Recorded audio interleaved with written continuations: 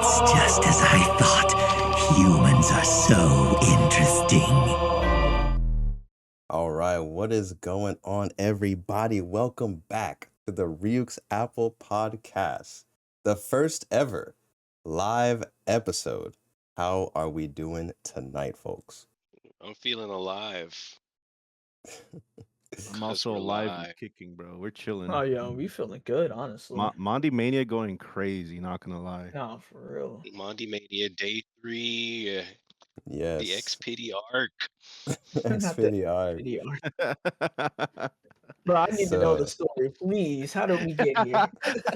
Yo, okay, before we get into the story, just so you guys know, I am currently doing a subathon right now live on Twitch. That's why this is the first live episode. And yeah, as you can see, things are looking a little bit different. You know, I got the Twitch chat underneath me, and next to me, I have two XPs that are mean mugging the hell out of everybody. Which, how did that happen exactly? Oh yeah. So we were playing Fortnite last night, and Oreos, shout outs to her, took a screenshot of XP locked in and then sent it to X, and then X posted it in the chat. And then Otis replied and said, "Did he?" question mark. And now and now we've created the X pity meme. Dude, it was great. I was like, like during Nah, that's during crazy. during He your looks so stream last locked night. He He looks so looks like serious. a real war criminal, bro. He's locked in and purchasing Bro. baby oil, bro. I would say that's how he looks standing at the Costco line.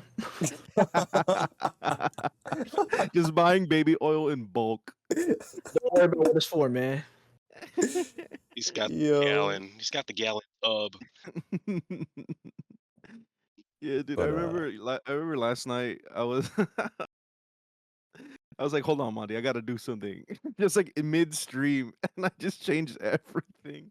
And I just couldn't stop laughing. My cheeks hurt, everything, bro. I was in pain. Yeah. From there, like Slip changed his profile and Yeah. then his whole banner to this picture next to like a whole aisle of baby oil. Like, bro, it's crazy. But hey, you know, XP's not even here to witness it, sadly, but you know, hey, you're watching this later on, bro. We love you. Shout outs to I XPity. hope you stay lubed. Shout out to XP.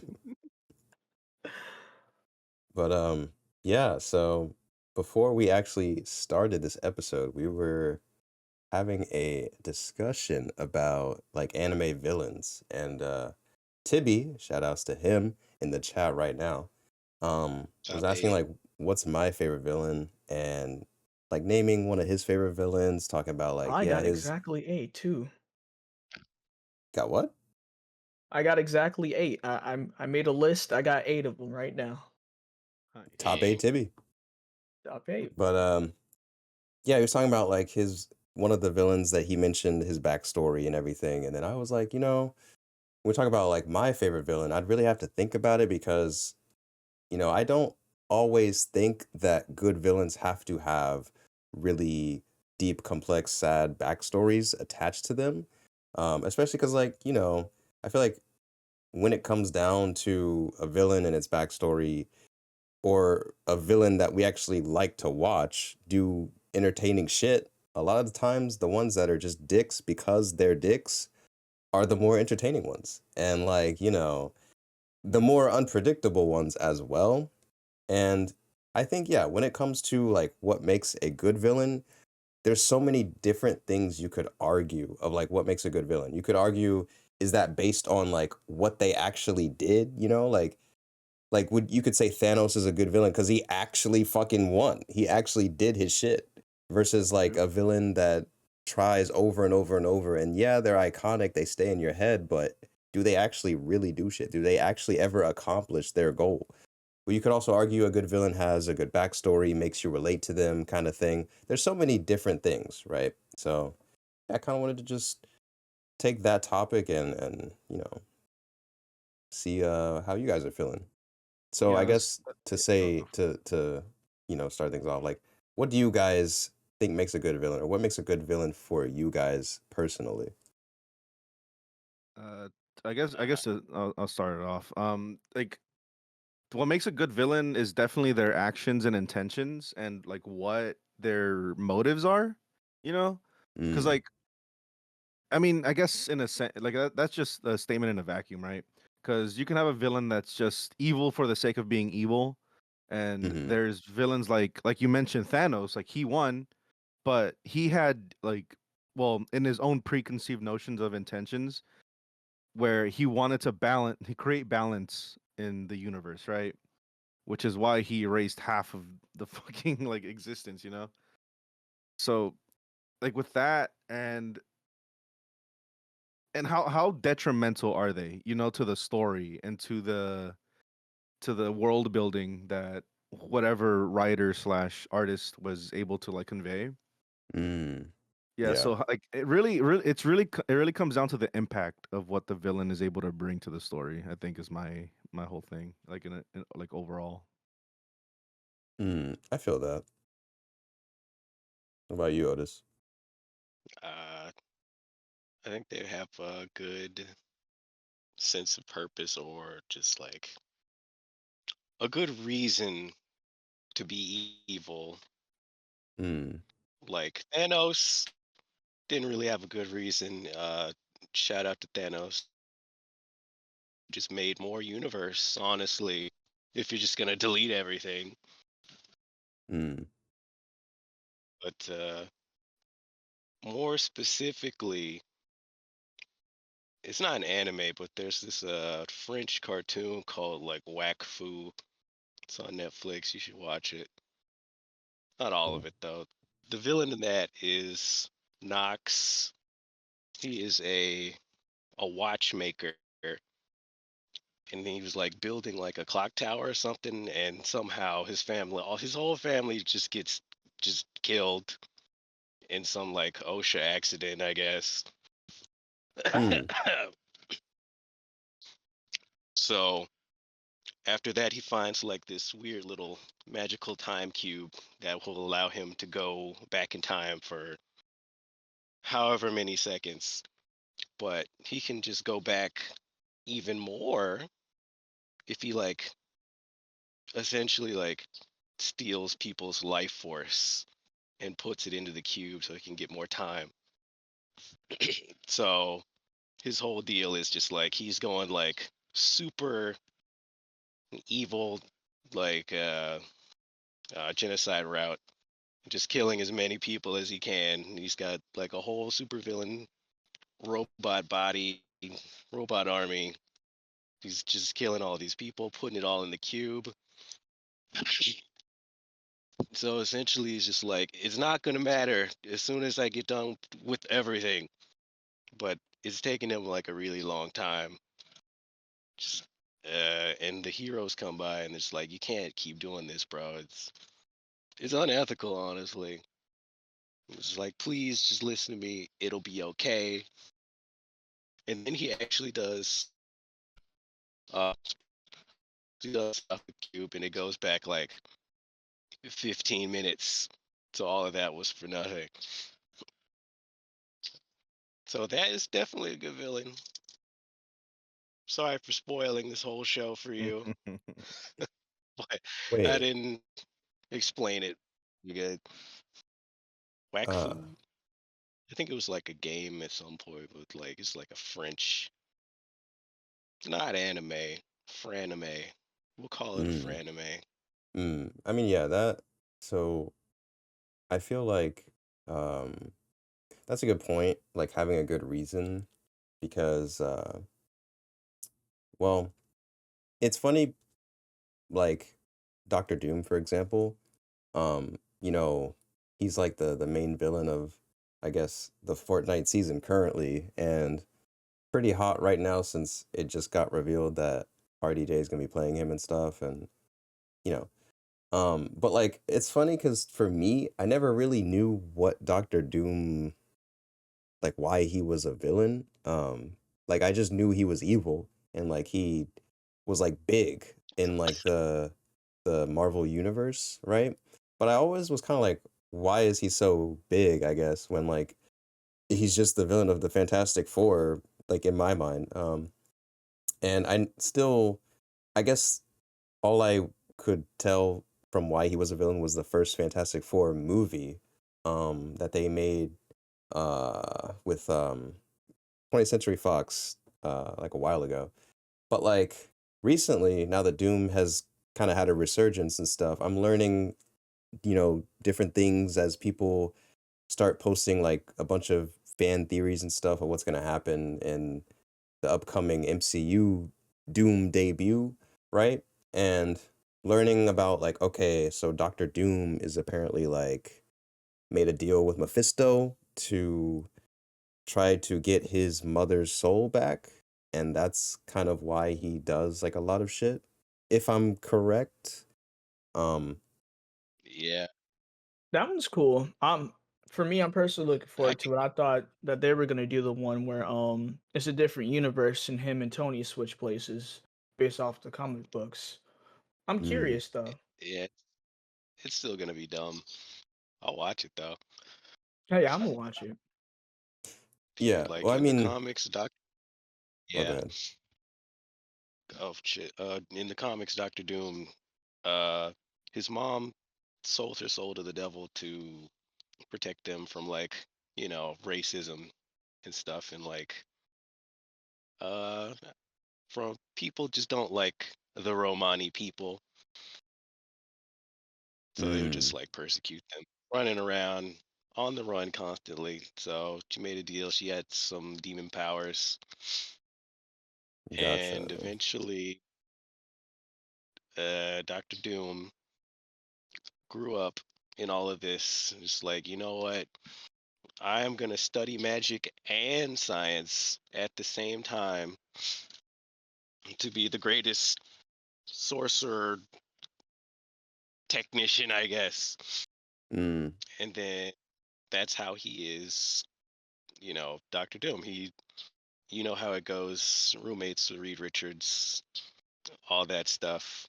And then a little bit later on down the line, he actually does get his mom's soul back, but he just continues being evil just to fuck with Reed Richards. And that's fun. I like that. I love haters like Johnny. but yeah, I never really knew any of that like about Doom. So learning that, like I was kind of interested, like, okay, that's cool that there is something more to Doom being Doom. But I guess for me, it kind of reminded me of like a conversation me and Slip had where, you know, one time we were just talking about Naruto and how like a lot of the villains in Naruto get overplayed into having this like sad, tragic backstory.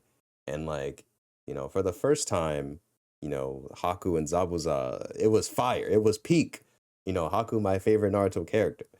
But after a while, it's like every other villain that comes after always has this sad backstory, and it happens in a way that the show or the direction of the show or manga kind of like forces this story onto you. Like, oh, you have to feel sorry for this character now because look at what they went through, And don't get me wrong, there's nothing wrong with that. Like if you're into, a lot of tragedy or like sad backstories, it's there. It's got you covered.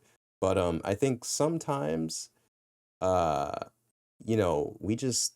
we need villains that are just villains, like we need like it doesn't always have to be a villain that has a sad backstory that led them to be who they are or made them this way, right? Like sometimes villains are just dicks. Like, Yeah. they're like people in real life are just assholes. They don't have tragic backstories or terrible upbringings. They're just assholes. You know them. Slip. So Yeah, that's kind of like the thing that I do wanna like track on, because for me, like like I love sympathizing with villains, right? Because like at the when a writer starts doing that, they kind of want you to, obviously they want you to sympathize with it, but they also want you to like understand that evil is bred for the most part, because of whether they are fueled by hatred, fueled by wrongdoings that have been like stricken upon them, stuff like that. And for like, one thing that I do want to mention is so for horror villains, right? A lot of them don't like really get backstories. Like Pennywise from the It series, that mm, dude just wants to eat children. He just wants to eat them. That's how he fuels himself. He just consumes them, right? Uh, We never really get a backstory for Pennywise, right? And that's kind of what makes him cool. He's just mm, some maniacal alien clown that feasts on children. And then on the opposite side of things, where Chucky, the little evil doll, um, he didn't have a backstory for the longest time, for decades. And then they what is it? I can't remember the writer's name for the Chucky series, but he recently with his like past 2 seasons of the show, he gave Chucky a backstory, which is like, it's awful. Like he was forced to murder his father because he was beating his mom. And it's like, sure, it's kind of like, it's kind of like it's kind of cliche kind of thing, but who wouldn't? exactly, right. mm. And it kind of like led him to this path of just like maniacal actions, and he just became a serial killer murderer kind of thing. And Mm. I can get by both for sure. Like I love sympathizing with the villain, but I also love a villain that just is evil for the sake of being evil. And I think those two are definitely the ones that come to mind, at least in the horror genre kind of thing. Yeah. But I love the way Naruto or Kishimoto writes villains. 'Cause I don't know. I like it when I can actually feel for the villain, like even if I think they're wrong for what they're doing. But yeah, it's No, yeah, I it's feel really that. I think it's hard to fuck up a villain unless you just don't know how to write bad people. Mm. I feel that. I'm actually glad you mentioned like horror because I didn't even really consider that. Yeah, like I think, I don't know. I never considered like horror. Okay, so now that you mention that and bring horror into the conversation, Yeah. that kind of makes me think of one of my favorite horror films, The Ring, a classic. Mm, Um, so I think, well, this is gonna be spoilers, I guess, but at the end of The Ring, they kind of reveal why, this girl uh is torturing people. Um, you know, I think it's like what through the tape. I'm not too sure. Like I haven't watched The Ring in so long, but basically I do remember at the end they reveal like the whole reason everything is happening is because she just like wants to be seen, I think it is.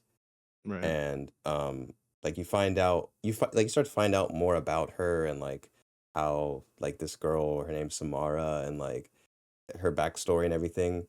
But I guess the way that that's done is like in a more interesting way, as in like, or rather than, oh, hey, here's this tragic backstory as I'm about to die, It's like, oh, we need to find clues to figure out how to stop this madness. And those clues are actually pieces of, the horror of this character, this girl. And I think that's like a more interesting way to do it.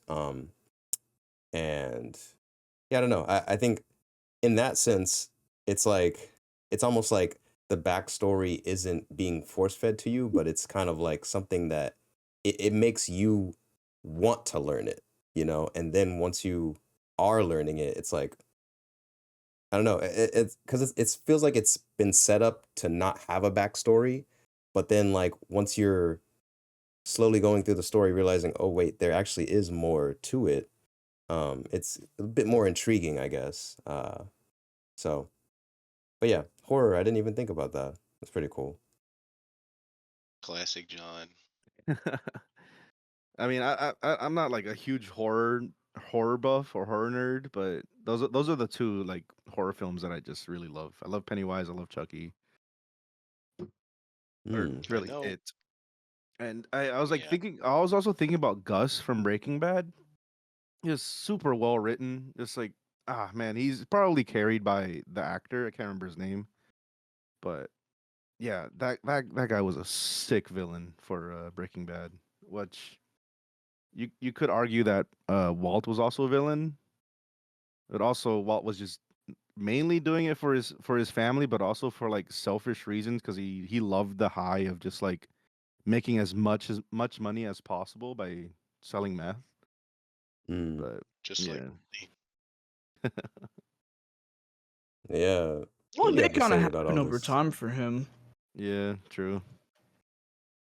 What are your thoughts, Midas? I agree on the Breaking Bad one, especially with Walt. Like, I mean, in the beginning, it started out for his cancer. It's like, I need to find a way to make money. Being this teacher's not helping me a lot. I'm dying. I'm an old man. And later on, I got a baby coming. Like, I got to make this money somehow. But even afterwards, it's just like, you know what? He continued doing it just because, like you said, he liked the money and like how the high felt. He didn't even need the money at some point. Yep. Hmm. He had a cap for himself, and he like destroyed that cap, and he's like, you know what? Right? I can make more. Let's cook, Hmm. Jesse. He said, "Let's cook. We got to make Yeah. it. I need this money." Classic Johnny. Selling drugs to the community. Shut the fuck up, Otis. Mm. But yeah, also like other things I guess that I consider when it comes to like writing a good villain and what makes a good villain because there's certain things I think a lot of people would default to like villain that has good backstory or backstory that makes me care about them equals good villain. But I think there's a lot of things to factor in, and I think Dragon Ball doesn't get enough credit for having villains that are very like unpredictable or that are very like you can't reason with them.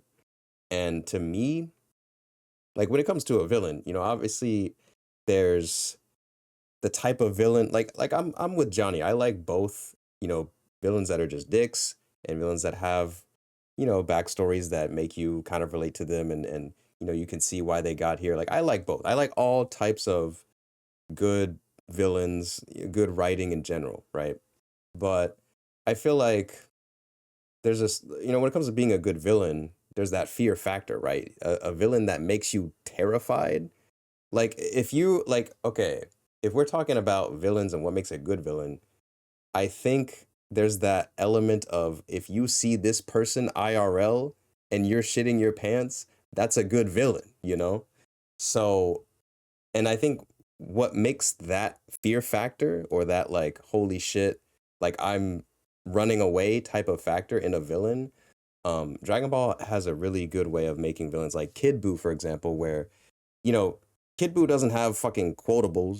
He's not gonna be out here like spitting the gospel or saying, talking like Aizen, like shit, like I knew what you were gonna do all along type shit. But Kid Buu, he's like screaming and everything, but at the same time, Kid Buu kind of has this like little kid mindset where like he gets really angry, starts baby raging, except for the fact that he can destroy planets with his fucking like with a gust of wind from his mouth type shit. It's like Yeah. if you gave the power to destroy universes to a baby, like that's terrifying. It's In over, yeah. like in not in the same sense of here's this really complex character and how he came to be, but it's still scary because it's like you don't want to upset this baby. You don't know what they're going to do. And I think that is a special type of terror. Yeah. They have no logic or rationale, so they're just willing to do anything Exactly. just to destroy you. Exactly. And Yeah. and the best type Johnny of villain, Wars. or maybe not the best type, but a type of villain that definitely is high up there when it comes to making you scared is the type of villain that can't be reasoned with, you know? Yeah. I feel like a lot of villains, when you have this like sad backstory and everything, it's like, okay, yeah, that's cool and that's sad, but also like you could have just not pulled the gun, you know what I mean? Or like you could have just had the talk no jutsu to you, right? You could have just talked it out. A lot of the time, like a lot of the times these villains are so reasonable, but at the same time, they could have just talked it out, or like, you know what I mean? They could have been a little bit smarter. But with a Yeah. villain like Kid Buu, or like, you know, some of these villains that can't be reasoned with, that's where it's like, shit, you know, like you can't, they will not fall for the Naruto talk no jutsu. Like they're For real, too yeah. far gone. You don't know what they're going to do. I would argue like Yagami. Dude, I would argue like Yagami. I had that in my back pocket in my brain. I was gonna bring that Bro, up too. Yeah. I've been waiting for that one, honestly. Yeah, same, dude. Like, Listen, do y'all look, consider he him a had to villain? use the Death Note. Yeah. Yep. That man went through a lot. He never had to use it. Yep. There are a lot He of was things just that were some college kid. questionable. So, Mm. well, you know, this being the Ryuk's Apple podcast, we Yep. do, I guess, got to talk about Raita Yagami. I had the So, same segue. so, like, okay, have we all seen Death Note? First off, Yes, sir. I've read it. I read the manga and watched the anime. okay. So, to me, I think Death Note is so cool in the sense that at the end, like, what happens. I'm not gonna, you know, spoil, but like at the end, it kind of makes you think, was Light the villain all along, right? And I think since Light is the main character, you're naturally rooting for him to, you know, succeed in what he wants to do, or because the story is told from his perspective. But and there's qualities of him as a character that I really love, like him being so smart, him doing the things that he does to characters in this really big brain way is so fucking cool. Was it the right thing? At the time of watching it, I don't care. I just like watching it, you know? It's But by debatable, the I think. but It's by the debatable. by the end, it's like shit. Like I feel like you're like it's his journey, right? So at the end of his journey, to kind of make you think, damn, maybe what he wanted wasn't right all along. It's kind of, I just like how the story kind of flips you on your head of like, wow, this was the main character. And at first, because I want to say, I think you don't automatically assume that he's the villain because his intentions are like in good vein, I guess. The way that he wants to go about like what I mean, you know, he has like a god complex and everything. But like I think he starts off with like, okay, maybe his heart's somewhere in the right mind and he's still, you know, in high school, whatever. But by the end, you're like, damn, you know, maybe he was the villain all along. Maybe I shouldn't have been rooting for him the whole time. And I Nah, just I love knew he was a how villain straight off the rip. I was still rooting for him though. Yeah, it's I the already fact knew he that was evil. the power still got to him because like you start to think No, for about real. yeah, you start to think about like what if I had this? What if I had a notebook where I can just write a name and they're just poof gone, you know? Mhm. And like what would you do with that kind of power? Would you do this would you have the same pathway as Light whereas you think you're doing a thing for justice for for the greater good of the world and just ridding away evil, quote unquote? Or would you just like or would you also go into the path of like anyone who gets in your way is also getting written on that book? Mhm. He didn't have to use it. Yeah. I'd love to see Light as a Shinigami. Just a side note. No, I don't know. That Yeah. would be cool. I saw a He's fan made for so that. sick. I wish Is it there was actually real. one? Oh, that'd be cool. Oh, I It should was on actually read that. YouTube, but it's not an actual. Yeah, yeah, It's not canon, unfortunately. yeah. you gotta Yeah. draw it, Johnny. No, like I watched or I have the spin-off book, I guess, and I really like what he did Oh, with that one kid. I can't remember his name. yeah. You mean the one where like they offer the death note to Donald Trump? Yeah. Yeah. He just like he's like, Yeah. all right, Oh everyone yeah, I gets saw that. That was yeah funny. I cleared poverty in Japan and get this shit out of me. I don't want this. Give it Yeah, to yeah, whoever yeah. the fuck it is. I don't care. And Mm-hmm. I really enjoy that ending. It was so good, so well written. Yeah. No, yeah. I always talk about wishing there was more Death Note, more stories in this Yeah, world because I think it's just it would be so cool to see, someone that isn't light and what would they do with it. Like I think there's so many things that could happen. I also think it would be so yeah, dude. cool if like Ryuk talked about light as like, in the past tense and like how he Hmm. would handle like someone else. Like, I just there's so much I would love if Death Note continued, but it is what it is. It's the Yeah. story that we were given, and you know, It's still like like S double plus tier kind of shit. absolutely. It's So only because it's so good that I want more. exactly. Yeah. I But feel that. I was talking about Dragon Ball villains and stuff, and Oh yeah. you know, I just think uh they have a really good way of like making villains that just do shit because they can. Yeah, it's fucking Like Cell. Cell. Yeah, I was gonna mention This Cell. this man was birthed within a couple of weeks. He said, Oh "I'm gonna no, host for a real. I tournament." already had the list. I was about to Yeah. say that too.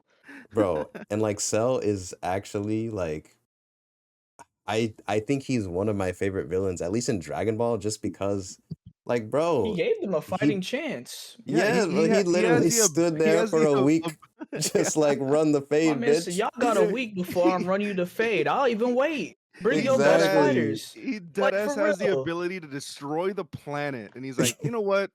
Come through, Come through. pull up. Yeah, Man, say, "Pull up." exactly, bro. Like that shit is so cool though. Yeah, And like you know, like not just that or not just Dragon Ball, but when villains do funny shit and like cool shit like that, I think it's just it's very entertaining, right? And dude. it's a little unpredictable, but like some of the best moments in villain history in villainry come from these type of villains, right? Like you got Yeah, dude. Cell or villains like Dio, right? Where Dio is a fucking dick. He's Like just a He's just a jackass. hater. but he's like Like probably the Reverse most Flash. reverse Flash. Bro. But like Dio is fucking like he is so entertaining as a villain just because he fucks with the Joestar family so like terribly, like so much. Like Bro, he fucks I knew he was a menace when he was strutting up the wall in the first season.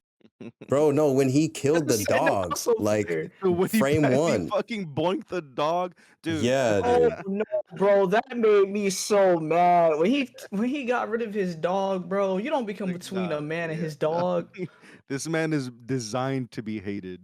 Yes, Just because, exactly. not even because his dad told him to, but just Yeah. because he wanted to. Like his dad and his backstory with his father and stuff.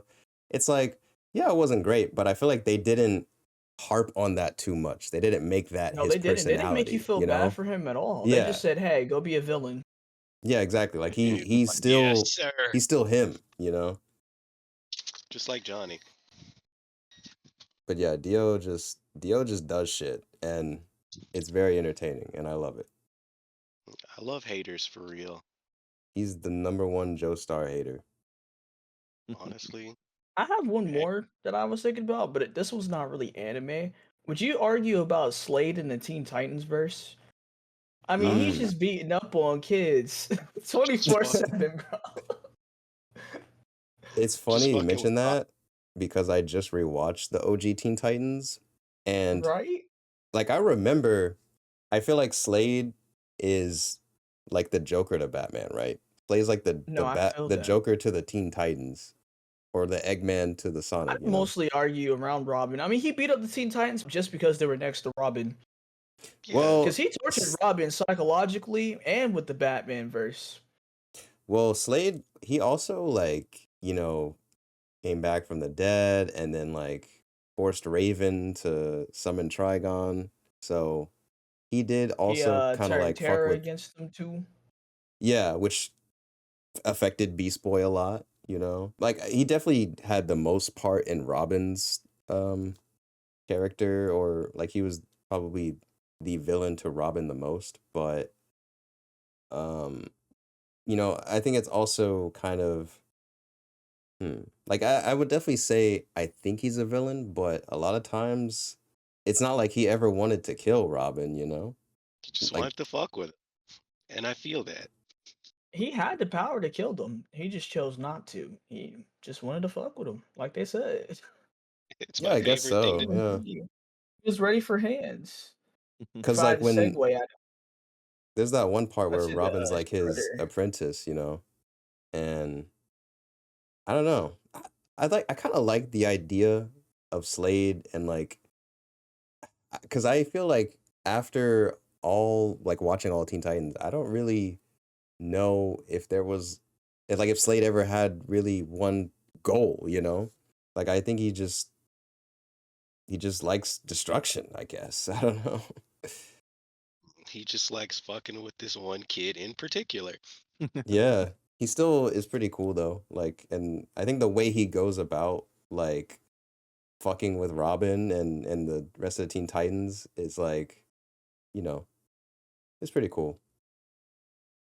Very fun for me. All right, hold on. I got one. How do we feel about Ganondorf? Uh, How do we feel about XP? is it? XP XP Giddy, has Ganondorf energy. bro. Just look at it. He Just does look kind of. at him. I need to recolor this pic to make him look like Ganondorf. No, for real. For a second, I almost forgot which one y'all was which. I was like, oh wait, which one is? Bro. I couldn't tell for a second. I'm XP. All right. So Ganondorf has just been like generic super evil wizard man for like a while, up until like I want to say Ocarina of Time, where they started giving him some backstory, and he just keeps reincarnating purely out of hatred for Zelda and also Link, I guess. He does kill him a lot, so I would hate somebody that would kill me all the time, Johnny. But like in Wind Waker, they gave him like a little bit more. Just like, you know why I keep fucking with you guys? I grew up in the fucking desert. There's nothing there. Gerudo. Please. It's all just And you women guys, now. yeah, it's just you fuckers in your little grass kingdom over there don't want to share any of your land with us. No nothing. No commerce or Yeah, it really anything. just took the oppressed route with Ganondorf. So it's just like I wanted some of that. I Yeah. wanted some of that. Fuck you guys. And then after a while, it's just like it's just hater energy after that point. Yeah, I think he just becomes Bowser for Mario. It's like he's just doing it for the sake of doing it, which I think at the end of Breath of the Wild, it's just like he has given up on reincarnating. He wants you dead as hard as possible. I think Nintendo villains are like the weakest points of villains in my opinion. Mm. Yeah, they're Yeah. just game guys. They're Yeah. game. Yeah, they're They just game just stick guys. the backstory on later. I'm into it. Yeah. Yeah, I feel that. I think that's why I'm glad that I grew up with like Sonic games and stuff because I know a lot of them had actual stories to them, and then like Shadow, uh, Mephiles, all the different Sonic villains and stuff. It's really cool. Yeah. Um, and I'm glad that I was exposed to that for like my childhood. I think it's really cool. Yeah, the original Sonic games had like a little background story. You could just run through it and just not think about it, but it had some. I had like all three games had like a true story. There's a story mode going on in the back, probably also in the manuals. Then Mm. the adventure games, they had they had to get the fucking government involved. Yeah. It's like, all right, Yeah. Speaking of villains and what makes a good villain, you know, slip. sometimes villains aren't always, stuck in anime or games. Sometimes we have real villains in society. But at the Let's same go. time, they also happen to make things that we really love, like good music or good art. And Yeah, man. Boom. that kind of makes me want to ask you guys, how much on a personal level are you able to separate like the art from the artist? Like I for have that example, argument on a daily basis. yeah. Like a common example I think is Kanye. Um, Kanye Ooh, West, he was highly regarded as like one of the best musicians of his era and everything, and I'll throw in R. more Kelly for. recent times kind of has said some things went a little AWOL perhaps, and He now, did. he's still around, but not highly regarded anymore per se. But again, it just depends on how you look at him and the things he's saying versus the music he's made in the past. And yeah, so I'm kind of curious, like, what do you guys think? I mean, I think it's well, usually what I do is just like I enjoy the thing without getting involved into the fandom. So I can Hmm. just separate art from artist, I guess. Like with all the I like Sonic, but I don't like to involve myself with the weirdos. Mm, No, that's true. You're right for that. So I just separate myself. Rick and Morty was cool, season one, season two, season mm. three, when everything started getting popular and people were doing all this weird shenanigans in the McDonald's. It's like, all right, Yeah, I feel the that's same not way with that JoJo. ain't me. I enjoy JoJo's, but the that ain't fan base was so me. just toxic, bro. They made you not want to get into it instantly. It took me Yeah, forever to actually start watching that. really. I mean, that's how I felt about One Piece. Damn. Now, But There was a listen, bitch. look. As much as I like to defend One Piece, I will admit it does feel like that for me. that's a good point to bring up, like the franchise and the fandom, but I feel like that's not more so what the question I'm asking. Yeah, Um, I can probably like clarify this because like with me, I experience that so often with the music I consume, bro. Like mm, every almost like I want to say at least 80% of the artists that I enjoy or I enjoyed are just completely canceled. They're just they've either done horrible things to other people, they've either scammed their own fan base, they've either like it's anything under the sun that you can look at a person and say that person is a horrible human being. mm, However, So just to like I guess well, there's like two different avenues that I'll take. There's one avenue where this dude, his name is Johnny Craig, first vocalist of Dance Gavin Dance. This man put up a MacBook for sale. It came completely loaded with all of the raw files, all of the DAW files, all of his writings, everything from OG Dance Gavin Dance, and like including a lot of other shit. I can't remember the exact price point that he posted it with. I think it was like 2 grand or something like that. And really. this was like back in like Warp Tour days, like early Warp Tour days, like well maybe mid Warp Tour days, like around 2010, 2009 maybe. And a lot of there was what 16 people that bought the same MacBook, the same exact MacBook. How do you sell the same MacBook to 16 people? And he kept the money. He just kept it, you know?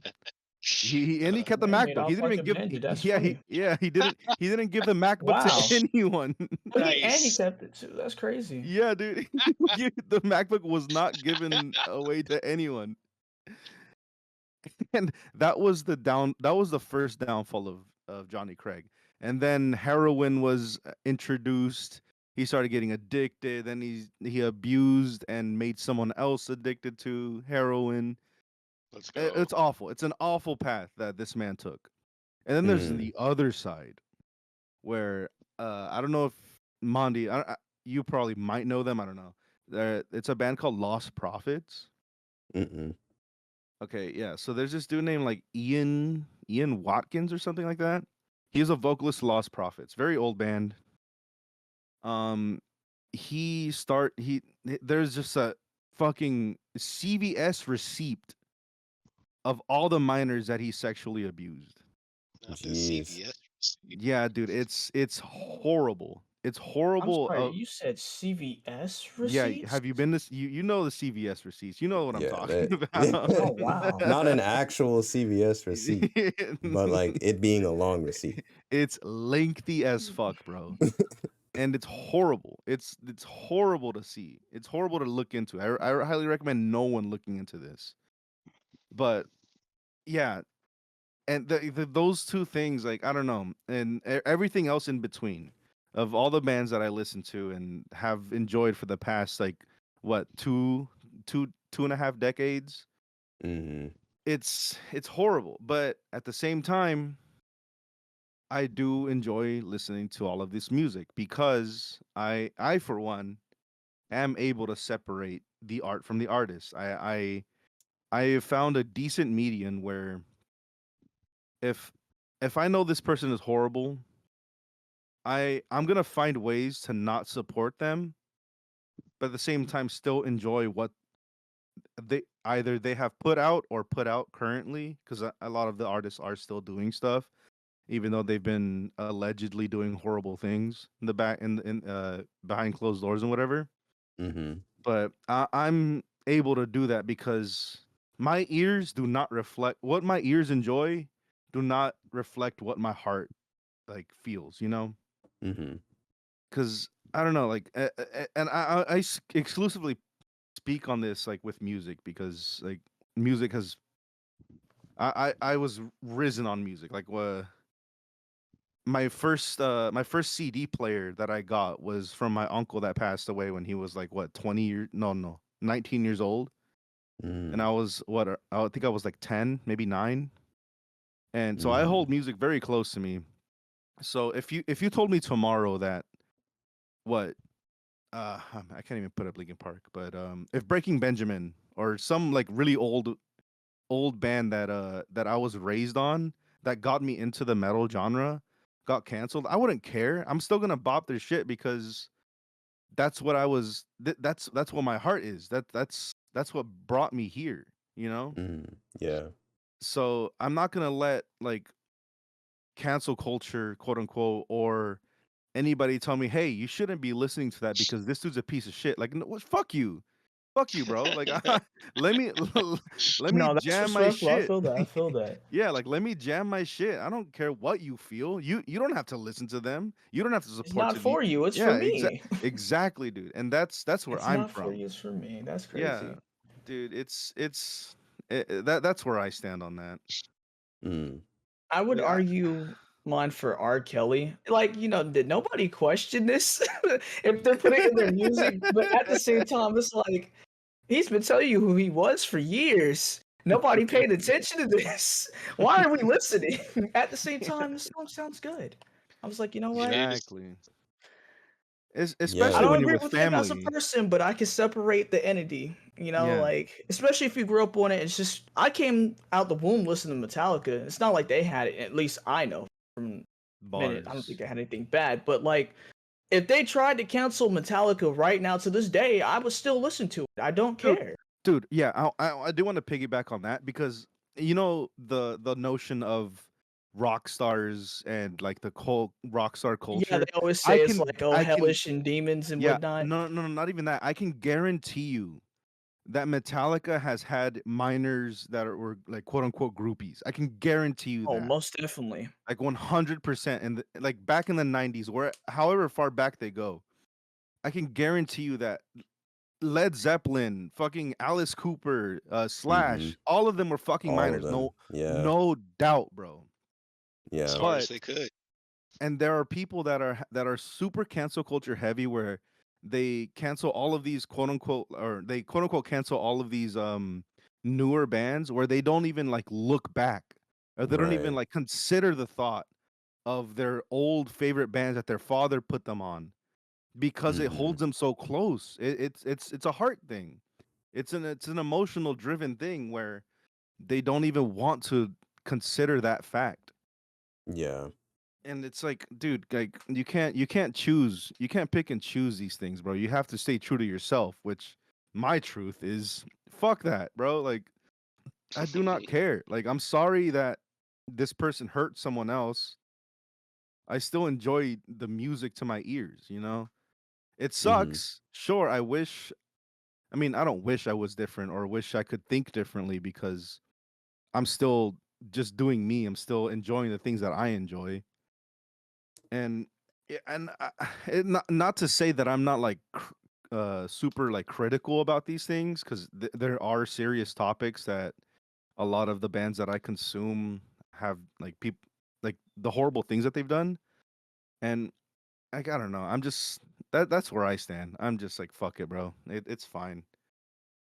Yeah.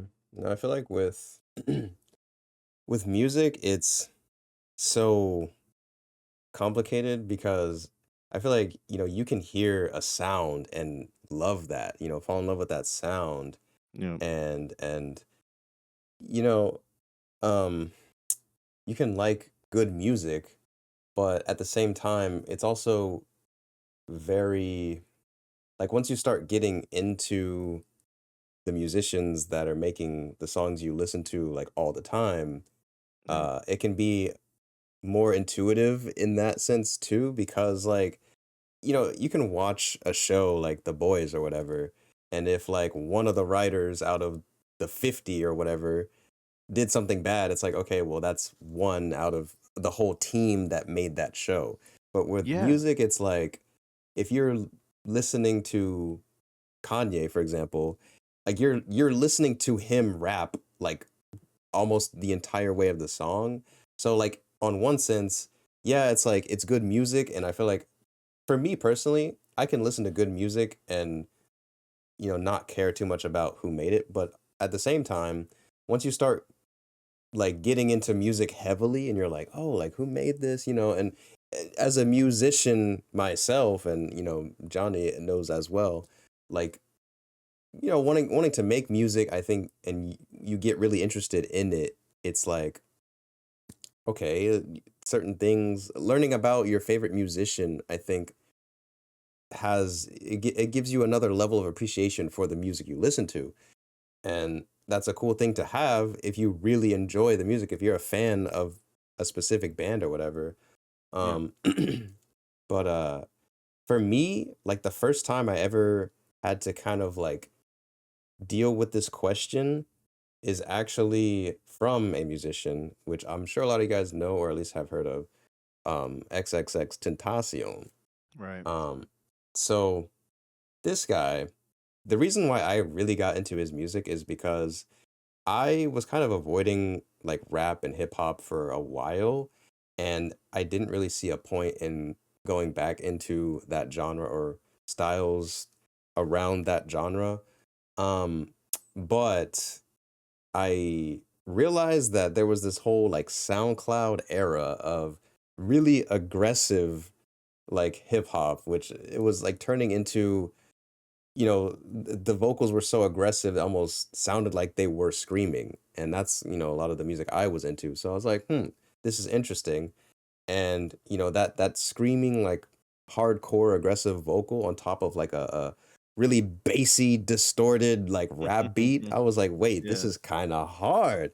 And that I think all really started for me, like getting into that kind of music and that genre with X and XXX Tentacion's music. Right. was like the start of me finding that whole genre, the whole like trap metal SoundCloud era genre, basically. So I got really into his music, really into him as a character. I mean, like or said character, him as like a just an artist, right? Like he finding out he's like huge into anime, and the way he looks, way he carries himself, he's pretty cool, But a lot of the stuff he was saying in his songs, I mean, it's like that's also another thing is there's so many rap songs where people are just rapping about, violence and sex and all this stuff.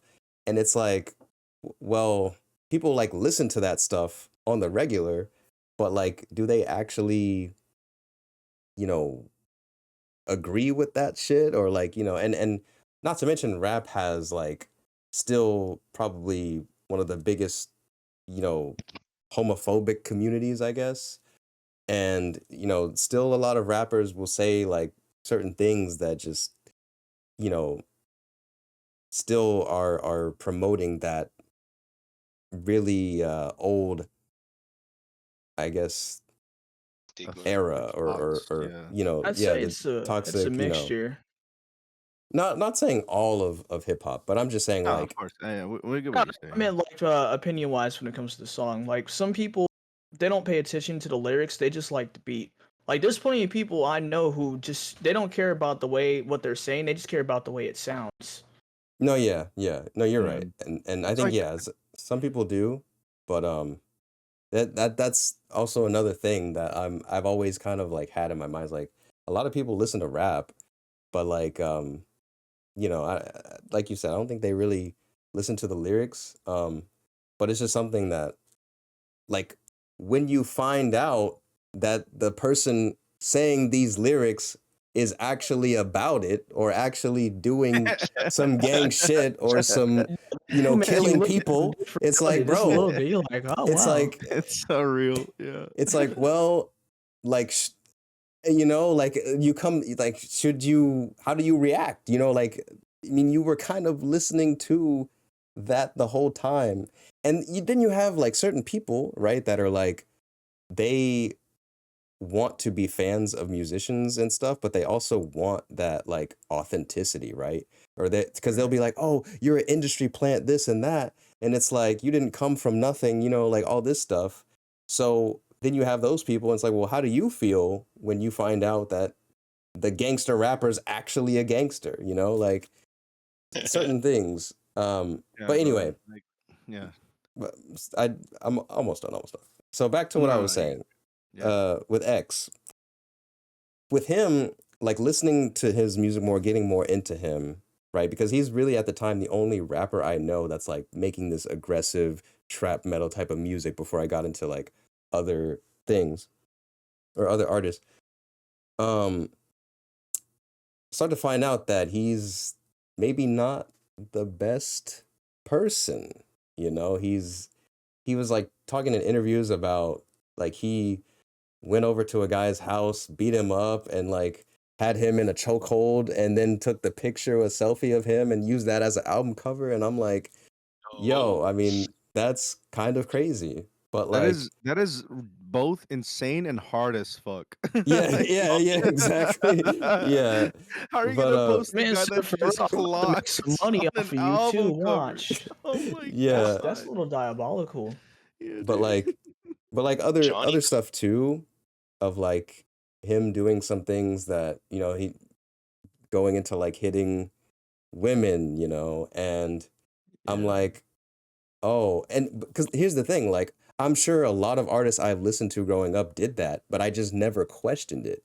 And this is the first time I'm like actually questioning it in my mind, like, oh wow, he kind of did some things that I don't agree with. And but here's the thing though, when it comes to X's case, like as he was on the cusp of getting very popular and a lot more attention and making music at a much more successful level, he got murdered. And before he got shot and murdered in like front of a car dealer or whatever, Like he was, I think, about to buy a new car, and then someone just pulled up to the car, shot him, and left.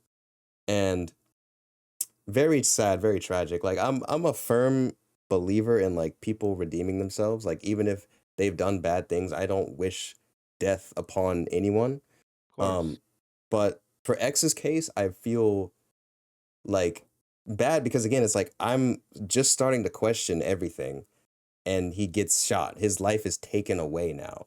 And as I look even or as I look back on the more recent stuff that X has done, I'm finding out that he's like really focused on trying to better himself, really focused on like trying to do everything he can to like, do good things in life. And I feel like he actually means it. Like he's genuinely trying to better the No, world, I better the felt the people same. around him and like do good things for the world. And Dude. it's it makes it even more sad because as he's going through this arc, he gets shot. It's almost like an ironic tragedy, really. But yeah, so in my mind, I kind of look at it as like, he maybe wasn't the best person, but he really was trying to better himself and be a better person before he got shot. And those were his last moments. So I like to look at his last moments as that person instead of, the bad things he's done. And yeah. Yeah, no, I do feel that like I have like 2 points to make because one, um, like with the whole Drake situation, right? That man pulled out what like 3 or 4 diss tracks against Kendrick and like kind of quote unquote defending himself because I don't really think he did a good job defending himself. But I agree. yeah, it was just like it's like what you didn't address any of it. You just like Really did it. he really just said no, not, and that's it. And then he tried to go back to just doing what he regularly did. Like he Yeah, ignored Kendrick yeah, after that. yeah. And then he sold his house and can't like this is why I said in chat I'm about to bring up Slip's goat because I know Drake is Slip's king, Canadian king. He's Canadian. Oh no. But yeah, like he I don't know. It's like that whole thing got me thinking. I was like, damn. I know a lot of people are still gonna bop Drake even after all of these Oh no, that's quote true. unquote I'm still bopping allegations. Drake. Yeah, of I course, and still it's got some fine. songs I like. Yeah, yeah. Yeah, yeah, it's great, and I love that. I can't remember what diss track it was, but it's the one that goes drop, drop, drop. uh, Yeah, I was yeah, really, really trying to yeah, keep yeah, it yeah, dude. PG. Oh yeah, I've heard that That one. song actually goes hard. I was like, damn, I kind of fuck with this, but this guy's a piece of shit, but I still fuck with this, you know? Yeah. And yeah, like that whole thing. And then I do want to get a little bit personal here because my brother who is now not with us, he was a rapper, which he was kind of popping off on SoundCloud before he left. And I think one of his tracks was I think it got like almost 250,000 listens, Mm. and it was huge. It's called Devilish Thoughts. Annie Nohos. Shout outs to my goat. Miss you, bro. But dude, that song, it's it's extremely depressing, and it just like it's the whole thing that what is it? What's the phrase? Um, oh shit, I'm forgetting the phrase. It's like the fuck. Hold on. Let me think. You are the what is it? You're the perception of the artist kind of thing where you put everything in you put all your heart and soul into one thing into the piece of art that you're making and art is a reflection of yourself kind of thing, you know? And Mm. it's like it's the battles that he wasn't talking about and he just put it all in the lyrics. Fully in the lyricism. And that's kind of where I'm at with the music I consume is where like if you're putting passion into something and people are able to hear that passion, you're going to be like rewarded. Whether it's money, whether it's actual like gratification of what the art you're putting out to, and it's a beautiful thing, you know. But yeah, if Devilish Thoughts, Annie Nohos, check it out. It's great. It's great shit. I haven't checked on how many like numbers it's gotten as of late, but dude, like I think the fact that like these deceased rappers blow up even after the fact, it's it's the whole like death of the artist kind of thing, you know, Mm, where all of their work just like blows up after their death because you start to feel everything that they were saying mm, and you start to like understand them on a more spiritual level. And that shit's just fucking beautiful to me. Like I don't know, like my brother, he definitely did not have. Well, I mean, I can't really speak for him, but I mean, I was with him for 22 years of my life. So like we didn't have an awful upbringing. We didn't have like pain, but at the same time, us as humans, we go through things differently. We perceive things differently. We perceive the world in such a different way to where you can take any route. Life can take you through any fucking route just for you to just continue existing. And I think that's like the most like beautiful thing that music can bring to people is just the connection and the relativity of how you connect with other people and not even people that you don't know, you know? Like we don't know any of these big artists. We don't know them personally, but with their lyrics and what they've gone through and their history and with what they're putting out to the world in the most vulnerable sense because really rap all it is just a diary, you know? Well, I I guess agree. in a sense, yeah, like in the most generic sense, I guess I should say, is just a diary. It's a diary of your own thoughts of the deepest parts of your brain that you would just have to output. You have to just bring that out of yourself just so you can either feel something, just so you can make others feel something. And dude, that I don't know, like music, God, I could just continue on this for hours, but Music is my life, yeah, man. That's how I yeah, feel. I feel the yeah. yeah, same. But at the yeah. same time, there are other things like with film artists. I don't know if you wanted to make the segue, No, yeah, Monty, yeah. but Keep going, yeah, keep yeah, going. yeah. Like with film artists or filmmakers or producers, when when your own passion set or coincides with the things that you're filming, sometimes it could be disgusting. Sometimes it could be you are actually showing people what your own selfish desires are, which Mm, is which comes to my point is Dan Schneider. I mm-hmm. knew you was gonna make that Yeah. segment. I was about to say he beat me. You know? I was thinking Dan I was Schneider, bro. gonna I was make the like, same ooh, segue. Yeah, dude. I was gonna We're all the same we're segue all on right the now. same page. Yep. We are all synchronized and it's great. So I like was thinking Harry Potter. oh well yeah, Oh, J.K. oh, Rowling is kind oh of yeah. crazy, bro. Like, but yeah.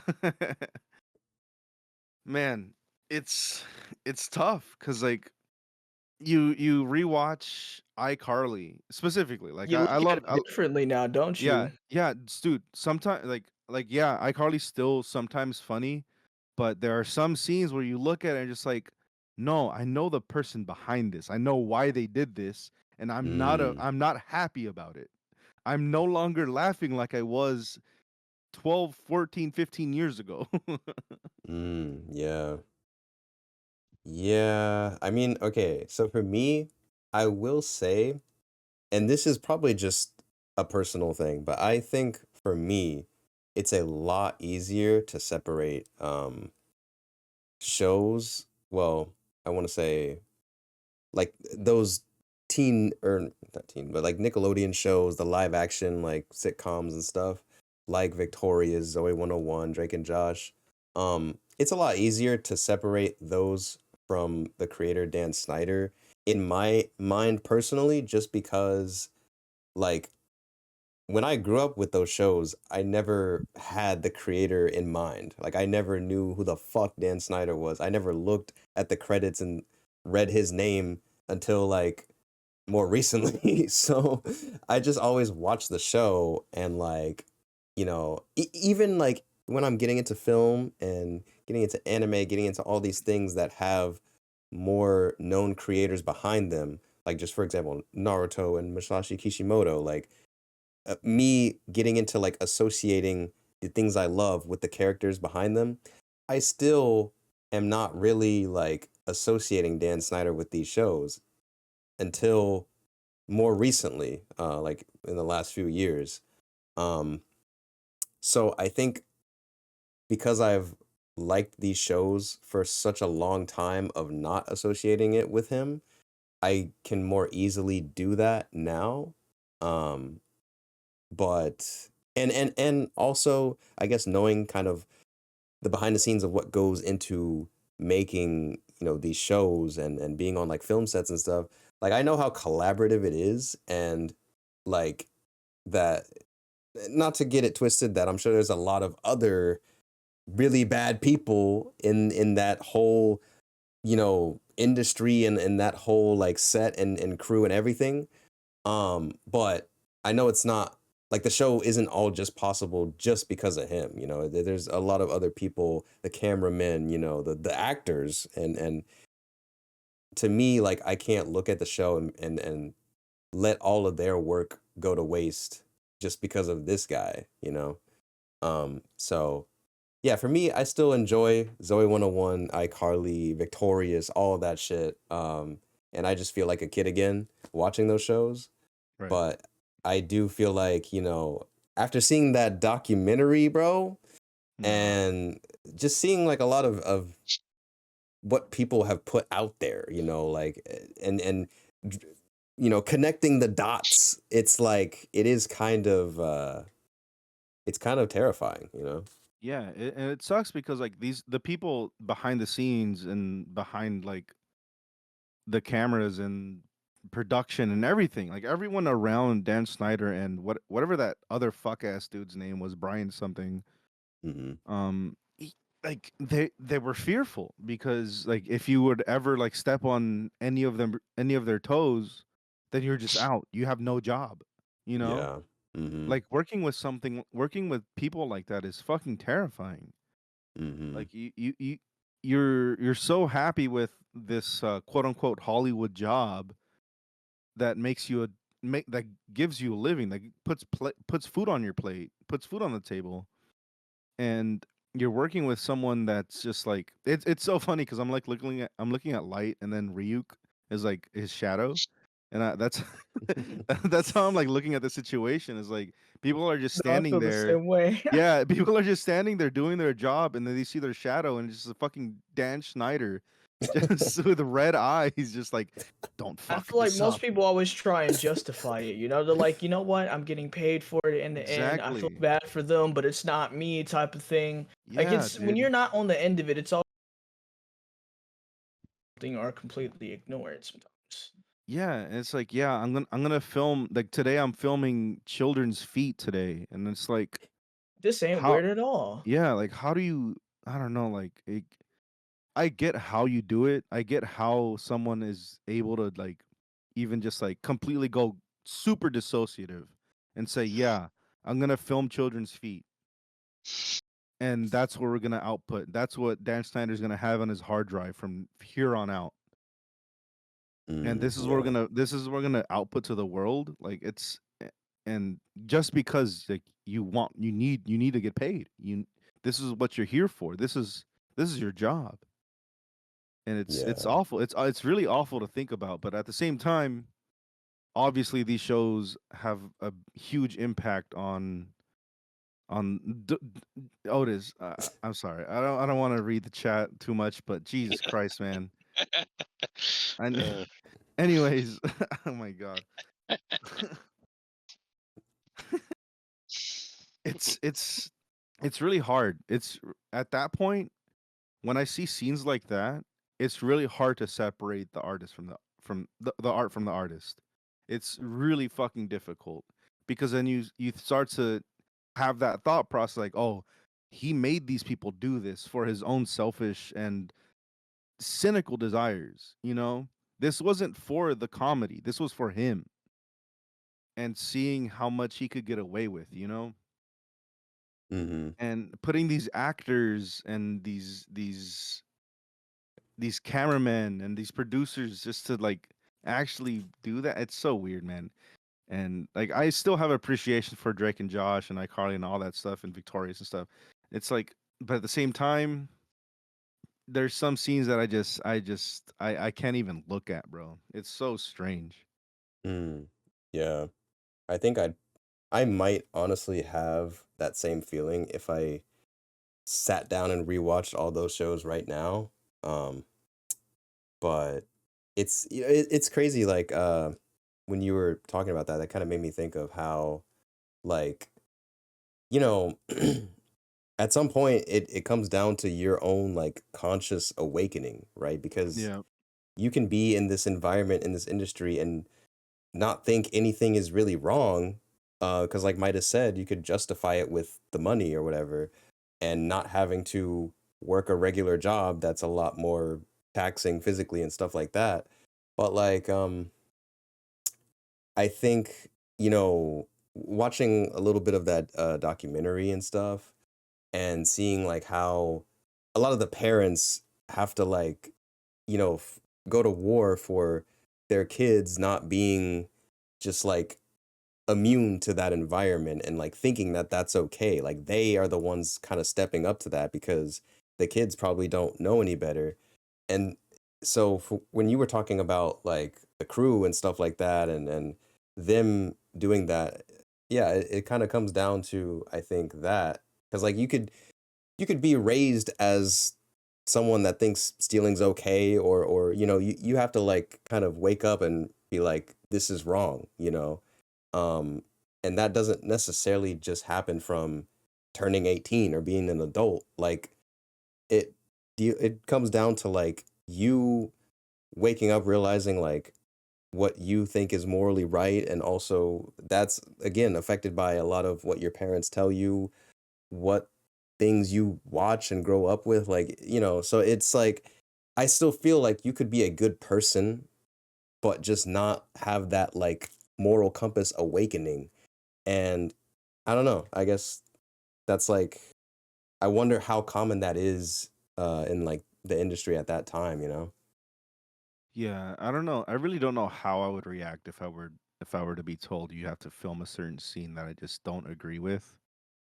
Hmm. Is like at the like I can't be put in those shoes, Like for Yeah. one, it's a job, sure, and maybe I could get something else, but like this is my job currently. I don't have anything else lined up.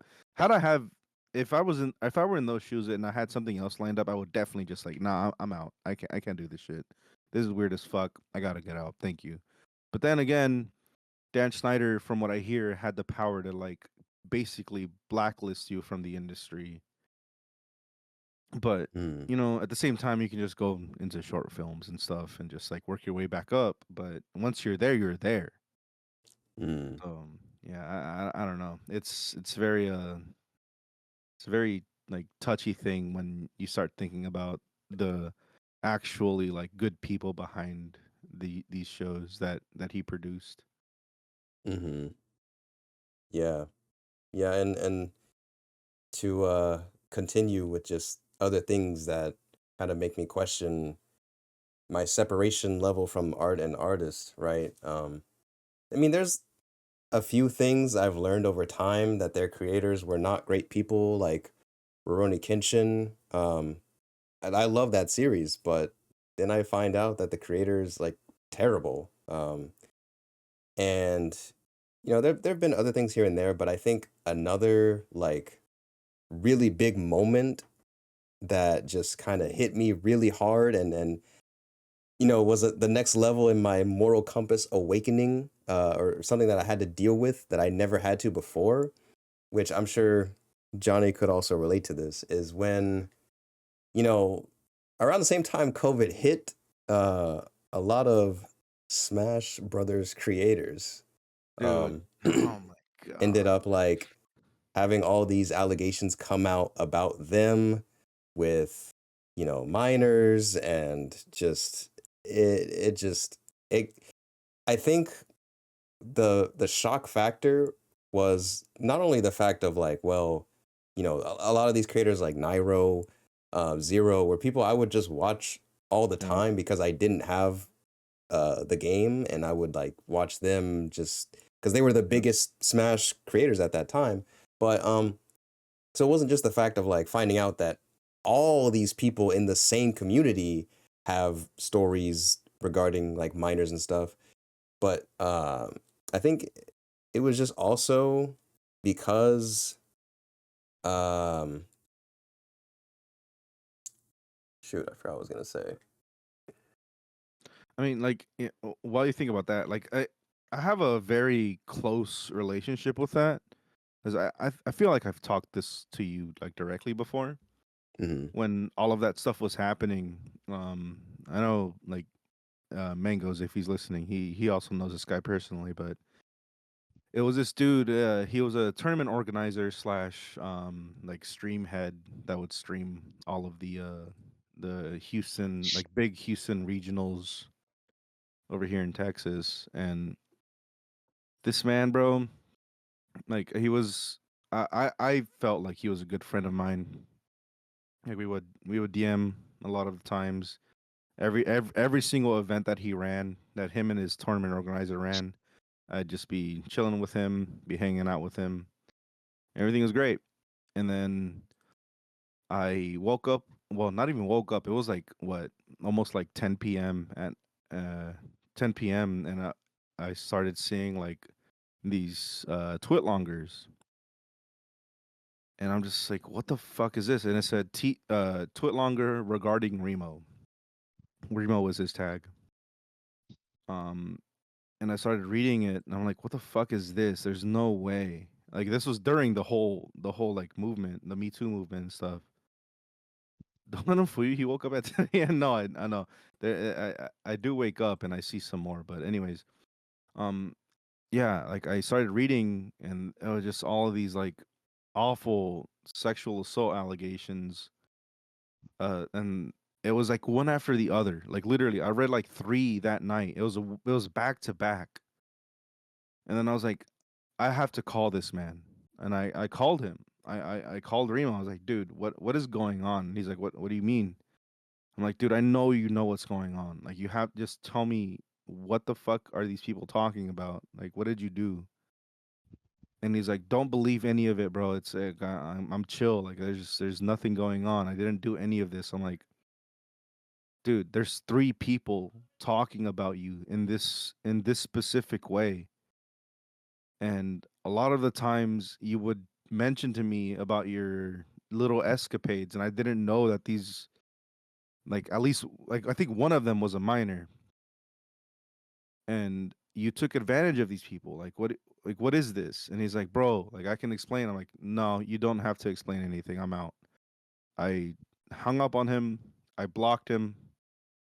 I went to sleep just very upset about like just being associated with this guy in general. And I woke up that morning with two or three more allegations, two or three more twitlongers that came out. And I'm just like, no, dude. And I remember just like going into getting out of my room and just talking to my roommates at the time. And I was just like, I basically just bawled my eyes out. Like, I'm not even a fucking victim. I just felt awful that that this dude, like, that I Yeah. thought was a friend, or that I felt as a friend, and just being accused, and like he was just a disgusting person at the end of the day. And it it kind of just like you mentioned earlier, just like that moral compass just awakens in you, and just like, wait, yeah, I'm glad I blocked him as soon as I read all of this stuff, and he couldn't really like give me a solid like alibi or a solid anything, no defense, no nothing. And I didn't even Hmm. want to hear defense, because like he's the culprit, you know? Yeah. And there's six people saying the same thing. Like, come on, you can't defend yourself against that. Not like you can't. Yeah. And yeah, like it's hard. It's really hard to like see these things, and just to be like really close knitted to something like that. And Yeah. that's kind of why I took the whole like Nairo thing and D1 and Yeah, like dude. like Zero, Keitaro. like Keitaro, yeah, like all Like, of them. yeah, dude. It's crazy, man. Like, And if I can, I don't know if you were done, but no, yeah, go for it.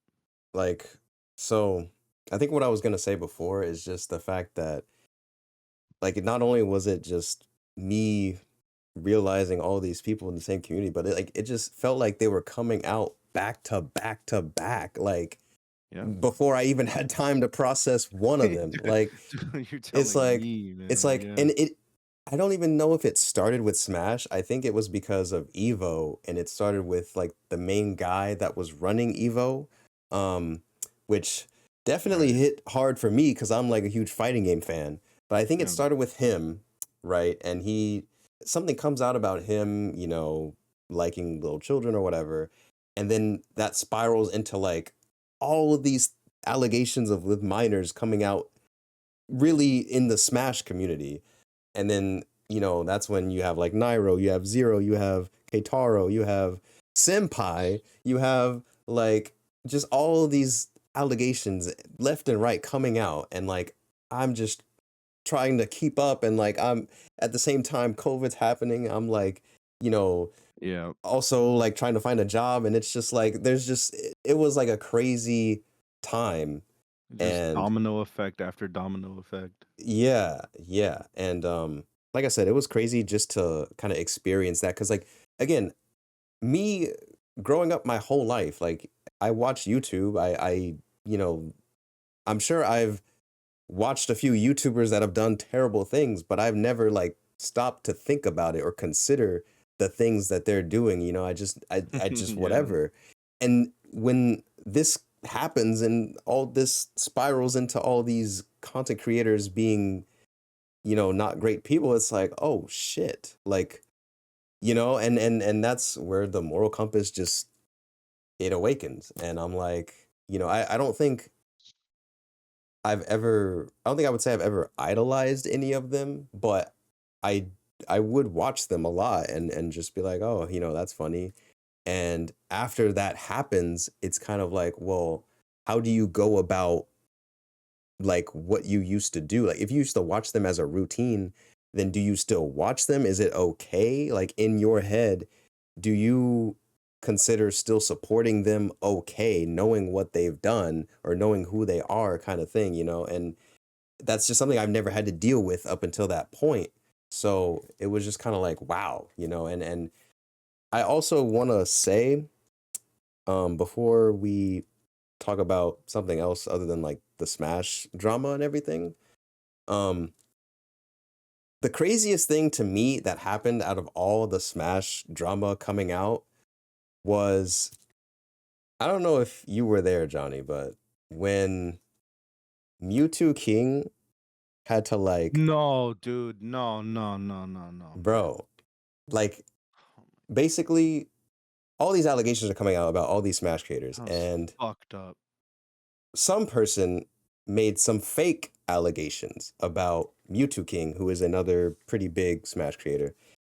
And they were saying something like he tried to have sex with a minor or have sex someone, whatever, like and he was being pushy, he was being, kind of whatever, right? And he basically, had to come out and address these allegations in, to me, what's Yeah. like the saddest way humanly possible. But basically he had to say that these allegations aren't possible for him to have done because he has erectile dysfunction. He can't And dude, he can't even like get it up. yeah, It's so fucked. He had surgery like years ago, and oh man, that shit made me so depressed. I'm like, why? No, Why that's Mewtwo terrible. King of all people? dude, it made Like me you're just so mad for the dude, person me that too, made those bro. like those false. Oh, I was so mad, I don't bro. even know, but that sounds terrible. I would be wow. It's actually he had a botched circumcision is what I remember.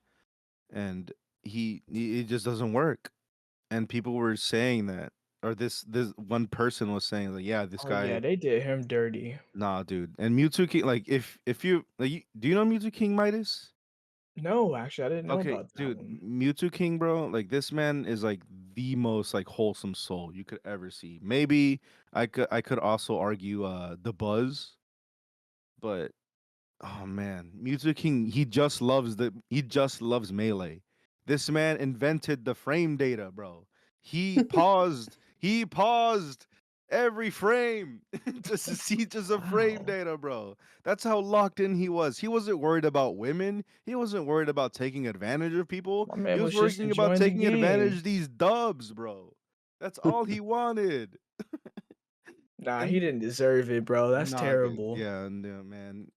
Ah, fuck, man. Yeah, he does have Asperger's. That's why he was so locked in to Yeah, melee. but just to like I guess kind of speak on it is like in my mind, like when that happened, it definitely made me just like really feel bad, but also made me really think because like, bro, if you're a guy, like you understand how like terrible you feel if like, well, I mean maybe not if you're young, but once you get older and like, you know, pursuing like a relationship or a love life, but Yeah. like not being able to, you know, like provide the needs that your partner might want, um and not even necessarily just sexually, but like if your partner wants someone that's, I don't know, taller or a different race, something you can't control, it's a bad feeling, it's a terrible feeling.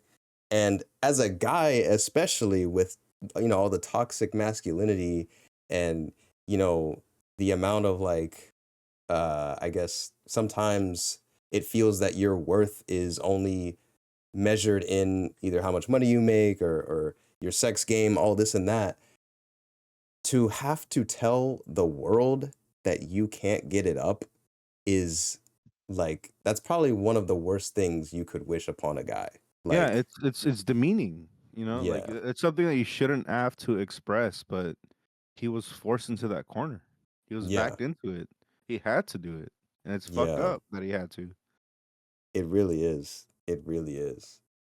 Um, like it's bad enough that he has it, but to tell the world and you know make it so that for the future of pursuing a relationship or a love life, like, you know, it's already like hard enough, but to make it even that much harder, like it's just I feel so bad. Like I genuinely felt so bad, and I don't know. That was Yeah, just and and I remember when he mentioned about like him having a caretaker for like 20 plus years of his life.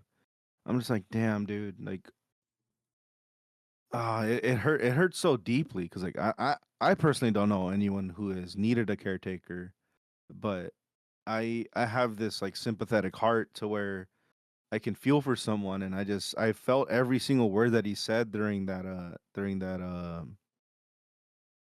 it's it's not even an apology video. It's like just like I didn't do this shit. What are you talking about, kind of thing.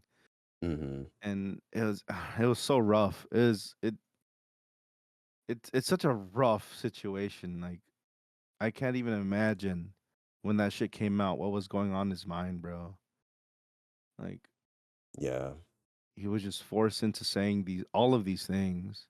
It's really unfortunate, but I'm glad Mewtwo King is doing well. I'm glad like it sucks that like he kind of like he didn't like really fall off of the face of the earth, but he's definitely not as active as he used to be, which is fair because all these things kind of did like dial down the Smash community. hmm But yeah, Mewtwo King is always the goat. Same thing with Mango. Like I know Mango could never do anything wrong. He has a wife and kid. He doesn't have time for that all that shit. Same thing with Hungry Box. Like, yeah, I actually recently saw Hungry Box post that he's actually in a relationship now, so that's kind of goaded. Mm. But anyways, that's besides the point. But yeah, like cancel culture is a fucked up thing. Well, on on the other side of things because it's good here and there, but when things come out like this, like false allegations, that's when it gets fucked up. Like, why are you doing this? Like for clout? Like for sympathy? For to just for people to say, "Oh, I'm sorry this happened to you." Like what is the point of that? You know? Yeah. Oh, when you But, said Mango had a wife, I thought you meant mangoes. oh. I was like, damn. So, yeah. It's like everybody's wifed up in this bitch. Yeah, no.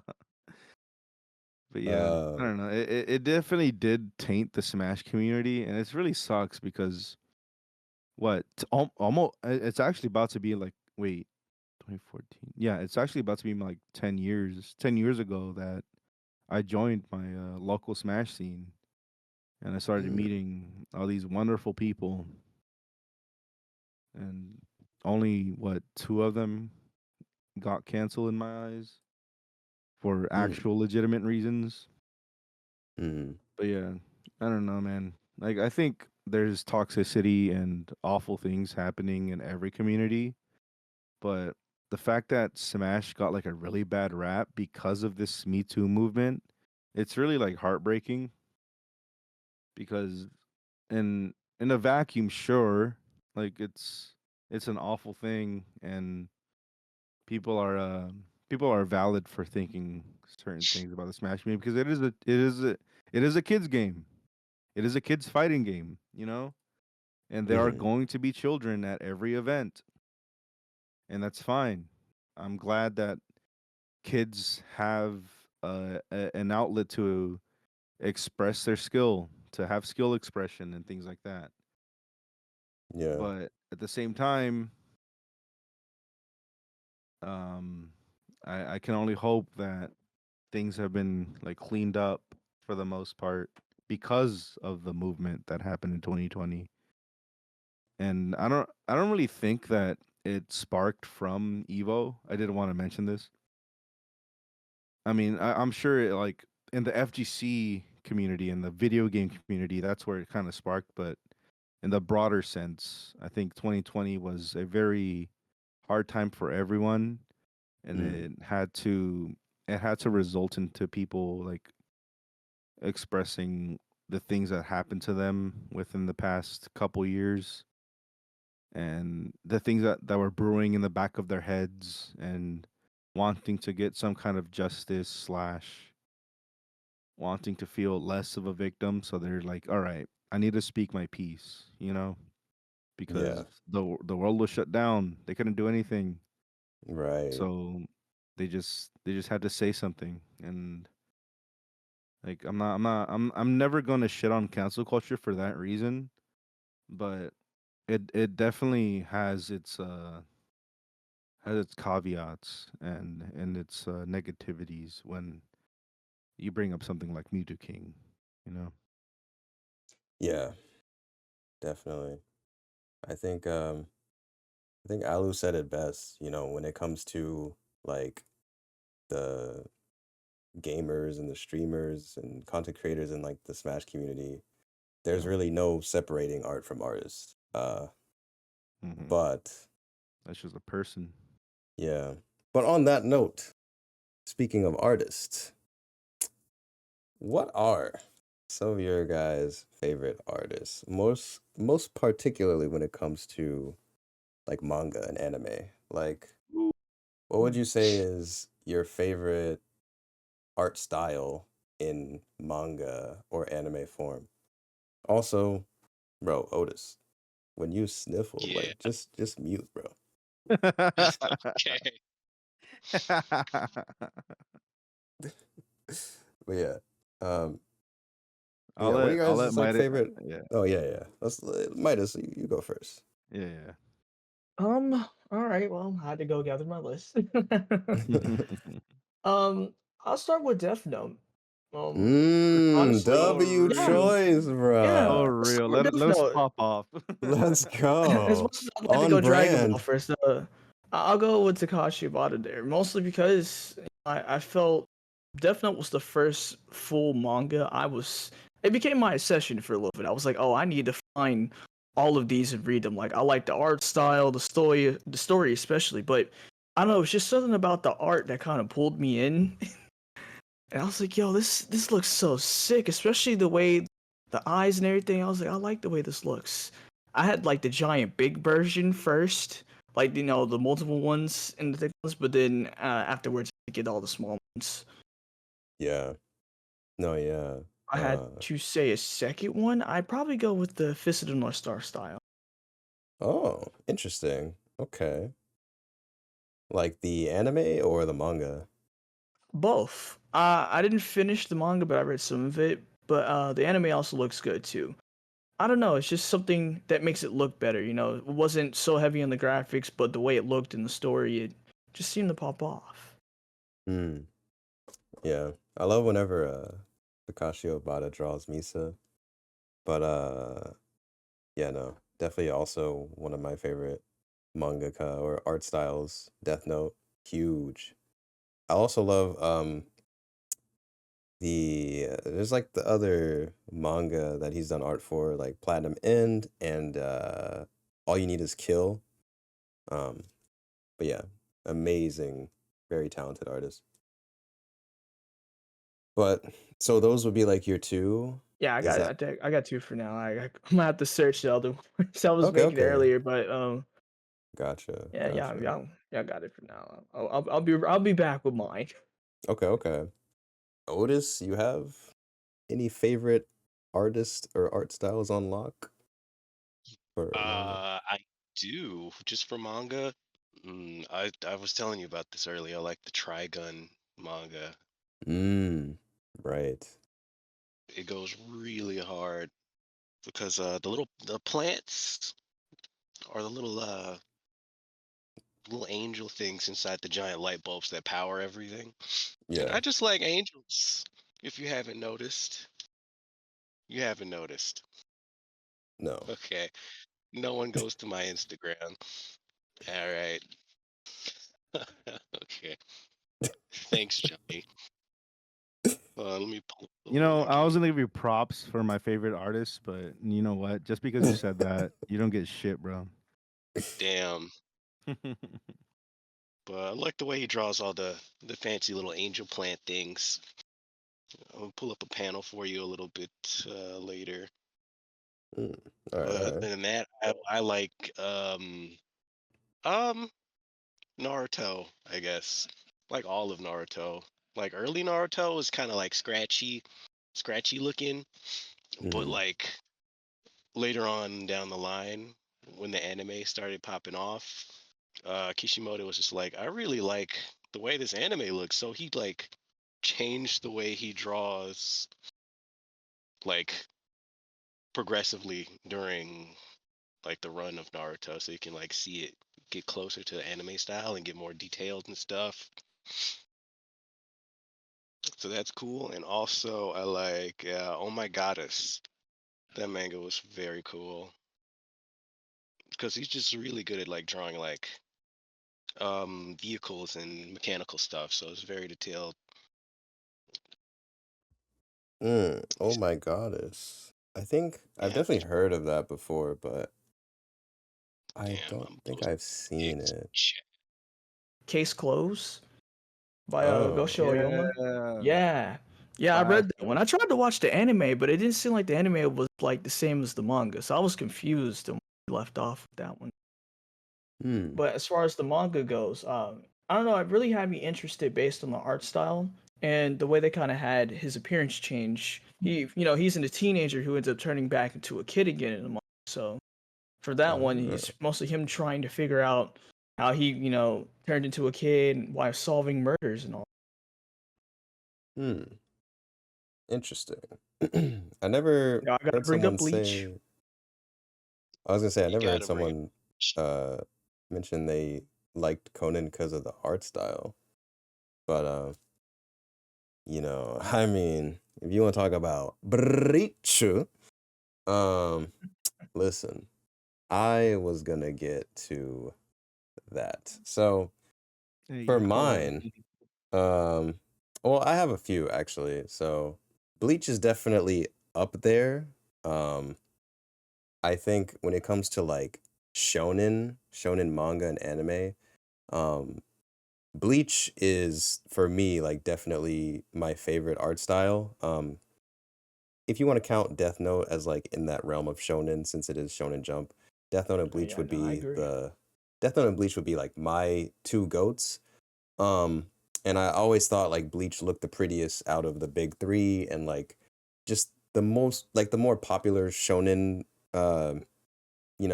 franchises. But yeah, Bleach, which I also have my Bleach art book right here with me, Real. to prove my point. Like, bro, Bleach, I feel like just has some of the most like dripped out characters, especially when they're not in like their regular fits. Like whenever Kubo would draw them in like just different fits, like bruh, the shit just looks so fire. Like I'm just bruh. I mean, just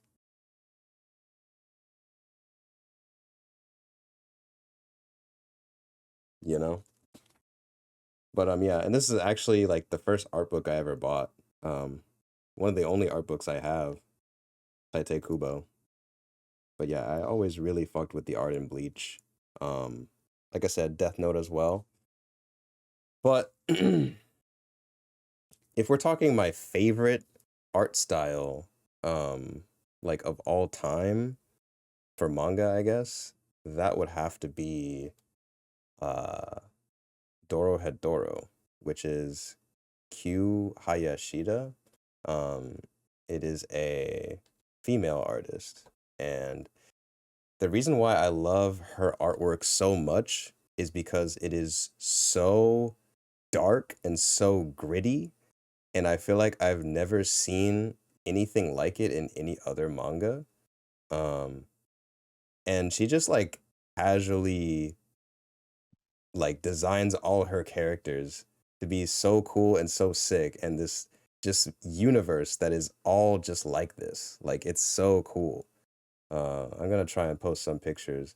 I also have some copies of the manga I can show y'all as well. But yeah, I mean, like, you know, it's just so unique, this aesthetic that's like really dark and gritty and like super detailed, like that's the type of stuff I like in my art. I like it very dark, gritty, and very, very detailed. Like I love details. Sir. So, um, yeah, that's why I think a lot of her stuff is just perfect. And, you know, I wish there were more mangaka that did like stuff like this, but yeah. Johnny? Dude, for me, like I want to piggyback on Masada's point. Obata for Death Note. Mm-hmm. That man's art is like unreal. Like Mm-hmm. I love the way he draws hair. I love the way he draws like clothing specifically. And Mm-hmm. Jesus, man, like dude, like I admittedly I haven't read the Death Note manga, but I did read the short stories. Mm-hmm. And dude, I don't know, man. This guy just like I remember seeing this rendition of like what was it, like a Star Wars art? And it was just Anakin and Leia, or no, Anakin and Padme. And I was like, damn, this guy knows what he's doing. It's kind of sick. It's like I've already loved like the artwork in general. Like it was shown in the intro to the anime and things like that. And I saw the Star Wars like rendition of his art. I was like, damn, yeah, this is really cool. And uh and I also, dude, like with your mention of like darker artwork. I love Takahashi's work in the manga. Like like I think I mentioned this like in the last podcast, but remember just like reading the Yu-Gi-Oh manga, Yeah, dude. Takahashi, bro. Yu-Gi-Oh? man. Yeah, dude, and Fire, like we fire. got like a good handful of, or not handful, but we got a good set of cards that has Takahashi's actual artwork on them. And there's a lot of cards that he drew himself that we still don't have in the States. Like they're just like region locked in Japan for like from weird legal reasons, I guess, Mm, where Konami doesn't have the rights to print out these cards here in the States. huh. And yeah, I watched like a small video of it like a couple months ago.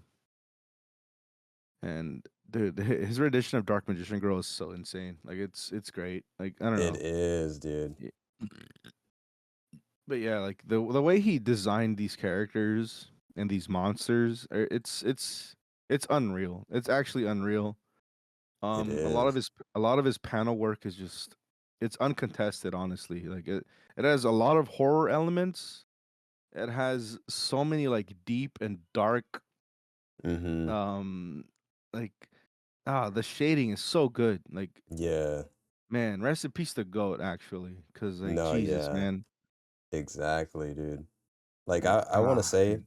Yu-Gi-Oh Yeah. and Takahashi's art, like some of the most like just some of my favorite designs because I feel Dude, like yeah. Yu-Gi-Oh or Yugi, like and the Pharaoh, Yeah. um him and his base design is so fire, bro. The Yeah, like he the just purple he gloves, yeah, like dude. dude, his hair, the most unique anime hair, period. Yeah, And it man. looks fire. And it's like he just looks I feel so that his fucking fit was cool. Bro, always fire. for real, Takahashi is the reason why we have the meme of like spot the protagonist, you know? Oh yeah, if their fit is the most fly, you know they're important. Yeah, he's the reason why we have that, you know? Yeah. And dude, I look at Takahashi's art and I saw that you brought out the Bleach art book. Mm-hmm. I've been fighting myself. I need the Yu-Gi-Oh Takahashi art book. I Dude, need that. yeah. It's like $250 or something like that. I was like Yeah, I need to bite the damn. bullet at some point, and I will. I will 100% purchase that book. Wait, is it the Heart of the Cards one? Or I I'm not sure exactly what it's called, but it's a pretty big book that has like all of his monster work and a lot of the card art that he worked on. mm-hmm. I think Gotcha. I think it actually might be called Heart of the Cards, but Okay, yeah. I'm not familiar with the name at the top of my head. But Gotcha. yeah, Because dude, I this was looking into like art mhm, books at the time, and I yeah. remember looking at Yu-Gi-Oh! I was like, oh, there's a Heart of the it's called Heart of the Cards, but yeah. Okay, yeah, yeah. One of the first mangas, or one of the only first and only mangas that I've actually like read from front to back was Kishimoto, bro. Naruto. Mm, Let's okay. go. Yeah, I know Otis mentioned this as well, but I have to reiterate that I love the way this man just drew backgrounds. He Mm, drew scenery so well, dude. It actually like brings a tear to my eye of how Composition is so yeah, man, good. it's so oh man, it's beautiful. When I remember I remember like in college or like a little bit before college, it was the Pain arc and Pain was doing like his whole like what was it? Edo Tensei on Konoha, and he's just like sitting there. He's like standing in the air or he's like flying in the air and he's like has his arms up and you see the entire village right beneath him and he drew almost every building, dude. Like who has the time for that? yeah. That scene is The sick. I enjoyed boy. that one. Yeah, like the background scenery is so good. His close-up shots are so beautiful. The way The he drew way the town in the rain too. yeah, dude, the way he expresses emotion in these characters and everything. It's just like I'm so glad that this is the anime that I chose to like or the manga that I chose to read. This shit's crazy. Like when ah man, it's insane because like he draws every building, every rooftop, every like windowsill kind of thing. Mm, And with the four Hokage Mount Everest kind of thing. I forget what the mountain's called, but of the Konoha village? Yeah. He draws all the faces there, and just like, damn, dude, those actually look like rocks. You know, Yeah. Yeah. it's insane. Yeah. Kishimoto, bro, it's going to crush me. It's going to fucking kill me when he goes away. But at Mm. the same time, I appreciate like all these designs, like Jiraiya, fucking Itachi, everyone, bro. Like every character that he created, every character that he just drew up, they're so unique in their own special way. Like no matter what the manga or any like written aspect that he wanted to portray, they're just spot on to the way he drew them. And I can never take Kishimoto for granted, bro. Like as much as I have criticisms for Naruto in general, I love every single panel that I read Yeah. But I because will say, it showed everything. yeah, I will say, like, I definitely can, pinpoint some panels where, the Konoha village was looking kind of crazy. Like, Yeah, dude. yeah.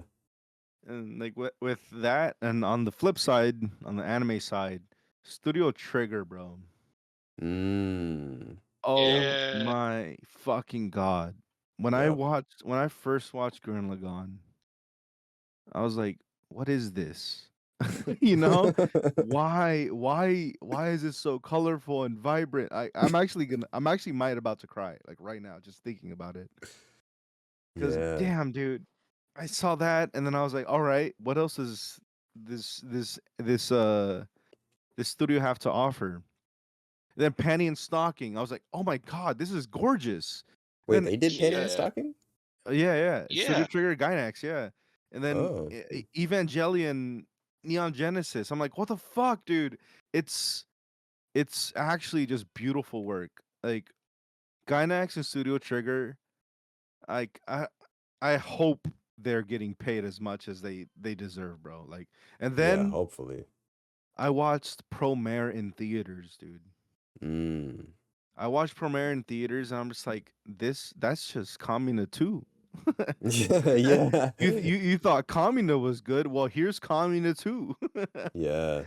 I'm just like, I literally cried almost the entirety of that movie. Damn.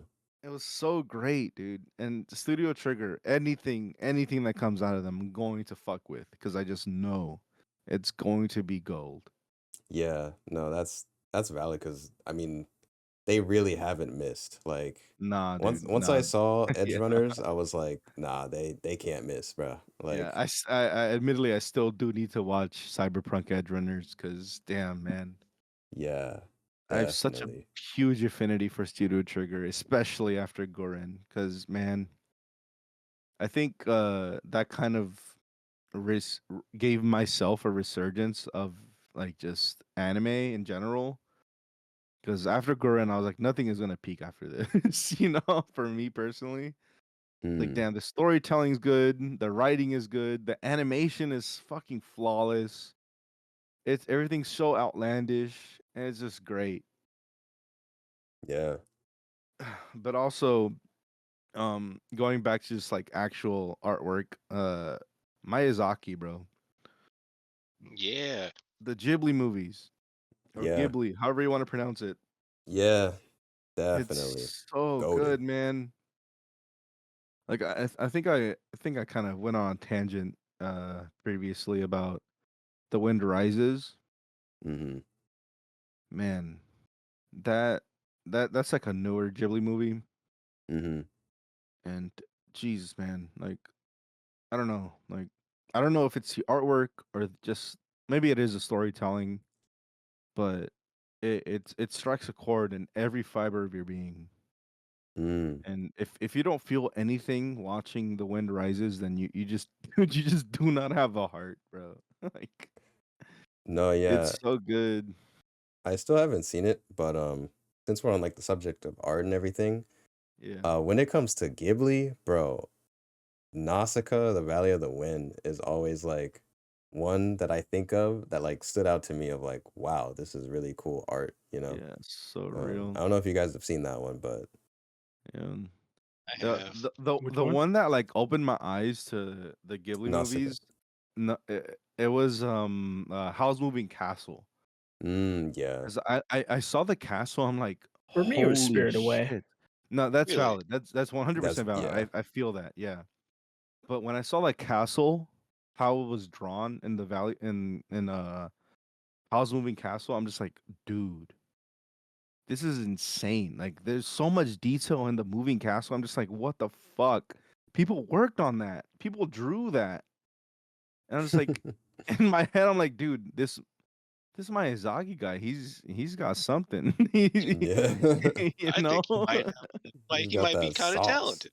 Yeah, I think he might be kind of goaded, you know? Right. Princess Mononoke was my goat.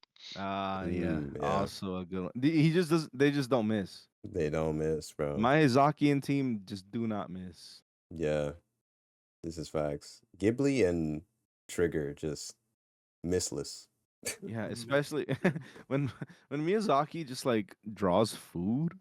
Yeah, dude. Oh my That shit god. is insane, bro. Like that is the birthmark of anime food.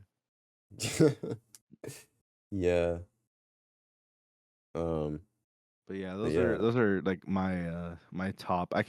Literally cannot choose my favorite one out of those. So don't even Mm, ask me. It's like the first bass spiel I ever heard Johnny go on. And Slip. I'm live right now and being recorded, so I have to be real as fuck. This is Yeah. true.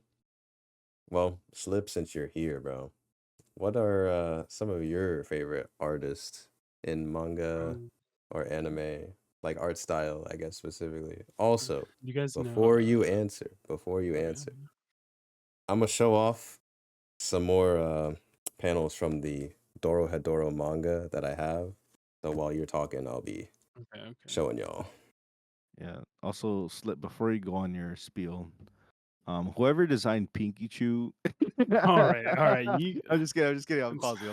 put this guy to sleep, bro. He needs to go back to bed. He's been up for too long. No, go off. I don't know I if I'm have. saying this name right. Do you guys know? All right, what is? I think it's Irene Yonemoto. They did Wild Strawberry. You know what that is? Nope. Nope. I think so. Hold on, I have these Probably a saved on Go. Canadian mangaka. Canadian. Canadian manga, that'd be crazy. Like they did this. Oh, Uh, this looks pretty. No, this and kind of looks fuck. This looks actually great. I like a lot of the. I think it's like even like when I was looking at tattoos, it was always like some sort of flower. I just like the way some people draw plants. It's real. No. The You problem is definitely have a this point manga here. isn't like too incredibly. It's popular, but not so popular that it's kind of easy to find exactly what I'm looking for. Is it short or like It's. I think it's still ongoing. No, I think it's like 60 chapters right now or something. Hold on, let me I open mean, my Shonen Jump 60 is app. pretty short, all things Mm, considered. God, dude. I It's just got love 31 how dark and chapters. gritty it is, bro. Can't really see too well because of like the lighting. It's like taking away some of the blacks, but Who is this person in volume 3? They have like Ryoku hair from Kill la Kill. Also the outfit kind of with a Sailor This Moon one. fit. I think a lot of the horror art styles or like body horror. I'm Oh more of my a fan god, no, of. this is actually like gorgeous. The hell? Like even like all my like Osamu Dazai is my favorite Japanese writer. I don't know if you can tell by a lot of the stuff that I have everywhere, but they did like a Junji Ito version of one of his books, and it's just completely body horror, and I love that like art style for that book so much in specific. Damn, yeah, I forgot to mention Junji Ito, but yeah, I feel that. But I think the person who like because the person who draws this, I think writes it also. Yeah, it's the writer Mhm. and illustrator.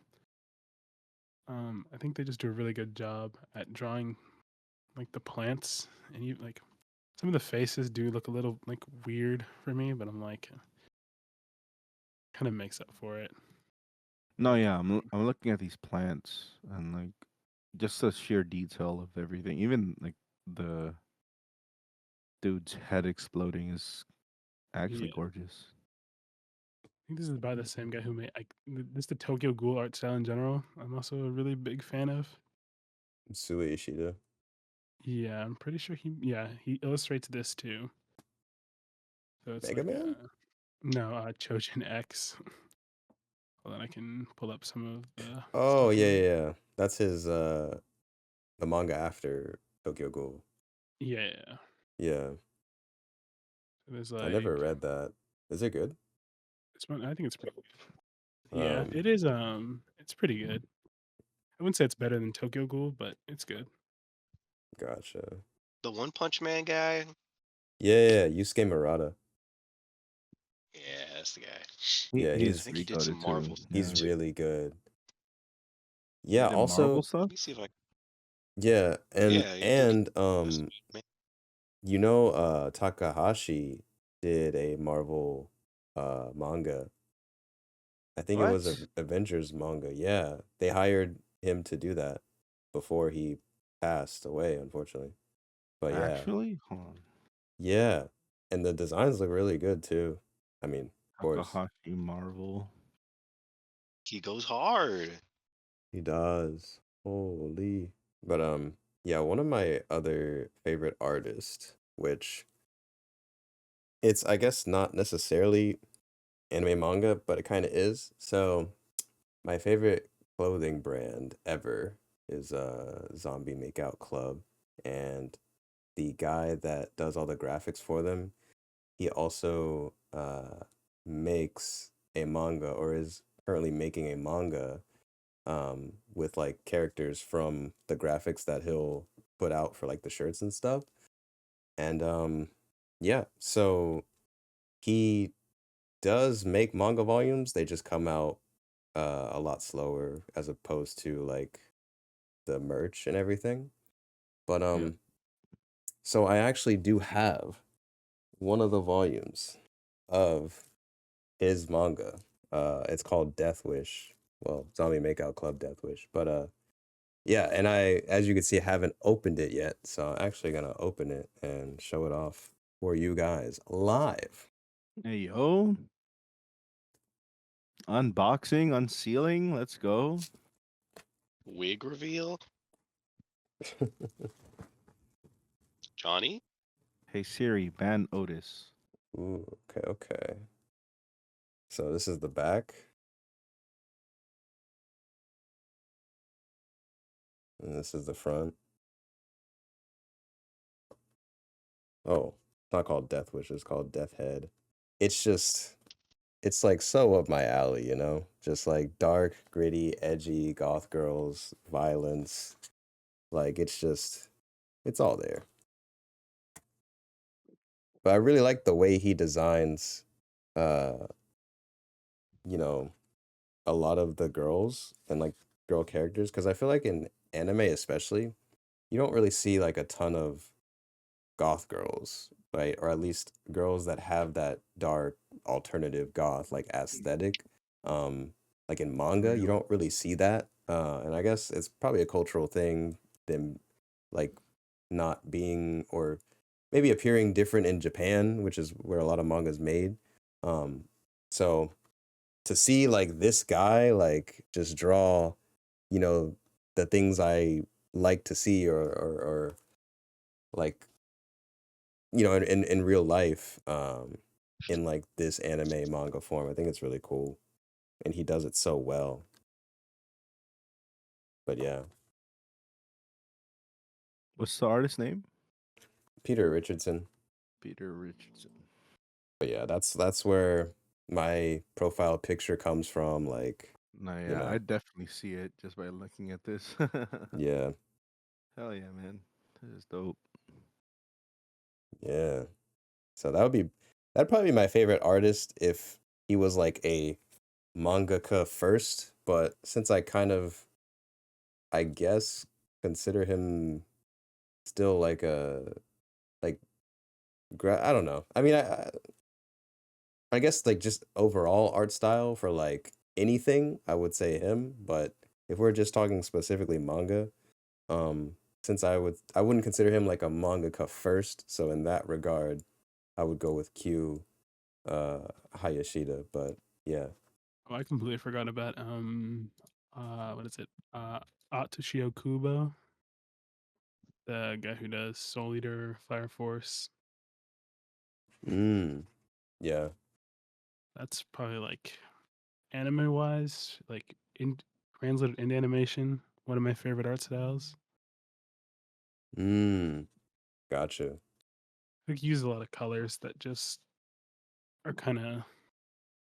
they kind of feel better when they're animated. Yeah. No, I agree. Well, I mean, I guess some of that goes to Studio Bones, right? Um, Yeah, that's true. but yeah, I agree. I think Soul Eater is really cool. Was a really cool anime. For the Mm. art and like the visuals and the aesthetic, like definitely up there. Yeah, that's why I'm so Also, excited for oh, go ahead, go ahead. what is that? Gachikuta, or however you say it, I don't know how to pronounce it, because that guy very clearly was very inspired by like Soul Eater's art style. Mm-hmm. Like Rudo, he kind of has some sort of resemblance to um, Soul Eater in some aspects. So it's Mm, kind of cool to see that. yeah. Also, I feel as though we gotta give credit to the GOAT because no one really gives credit to Akira Toriyama for like art style, but Dragon Ball's Yeah. art style is so He did it, iconic man. and so unique, like to this day. Like you could 100% tell apart the Dragon Ball art style from like any other anime, I think. Um, it's just like it's so unique, it's so distinct with like the blocky arms and like everything. It's just like and Arms. and I feel like whenever I see like I've seen a fan art one time of like Hunter x Hunter drawn in like the Dragon Ball art style, and I thought it was like so cool. I was like, wait, this looks dope. I think I feel like no one really mentions Dragon Ball's art style in terms of like art styles that are, unique or that are really cool and really good. But I think like Akira Toriyama's is actually really cool and really great. And it will stand the test of time as like one of the most distinct for sure. And even like his designs, like I think Frieza and Cell for the time that they came out, it's such a like cool design to like No, give a that's character, actual facts. Yeah. Like I it's so cool. It's so cool. Like I don't know. I Yeah, want to I feel you just get that with shed some like light on that. But a yeah. lot of like the big three as well. Like I couldn't imagine One Piece with any other art style, or like, Mm. because like even with like if I've seen like the drawings of Oda drawing some other characters, it just Yeah. for some reason it doesn't feel right when it's not the One Piece characters, but it doesn't feel wrong either. It's just really weird. Mm. I can see if I can pull up him drawing Goku. I'm drawing Naruto, I can't unsee that. Um, but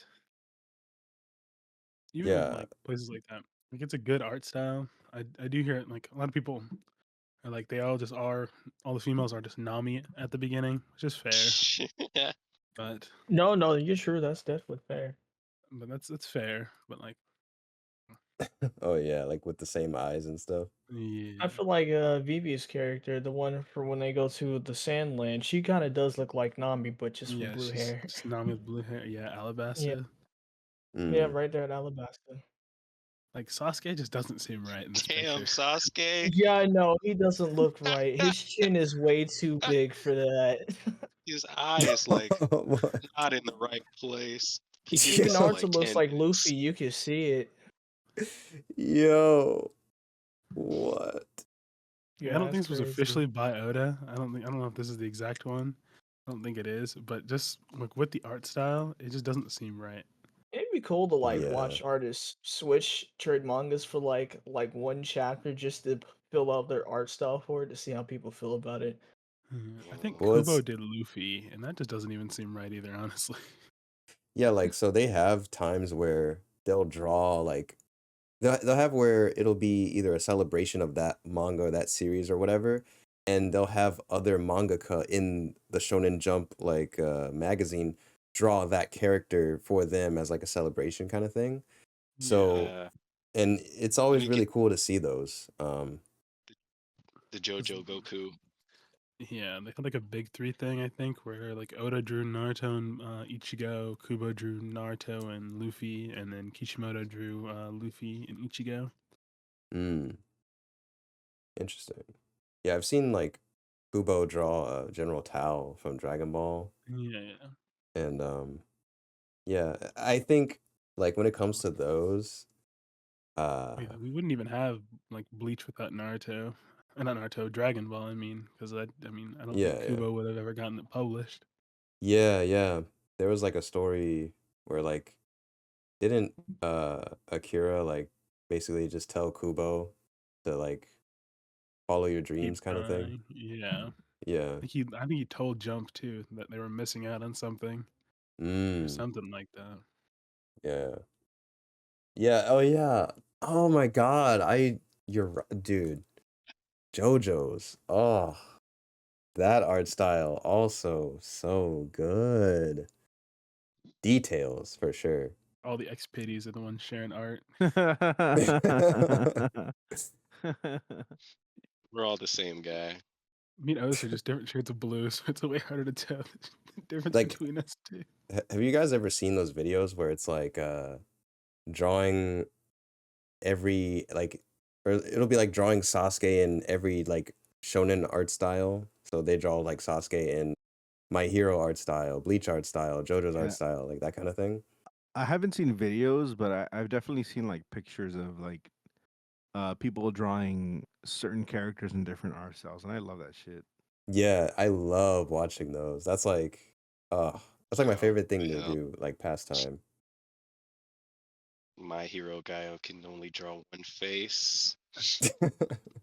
I mean, if you take the hair off Vegeta and Goku and swap it around, Yeah, they kind of got the It same. does look funnier that way. But No, yeah, if we put Goku hair on Krillin. no. I don't think the world's ready for that. Super Saiyan Krillin would be crazy. Put The Vegeta Blue hair on Exorcist manga, they Tien. got some pretty good artwork in there too. mm.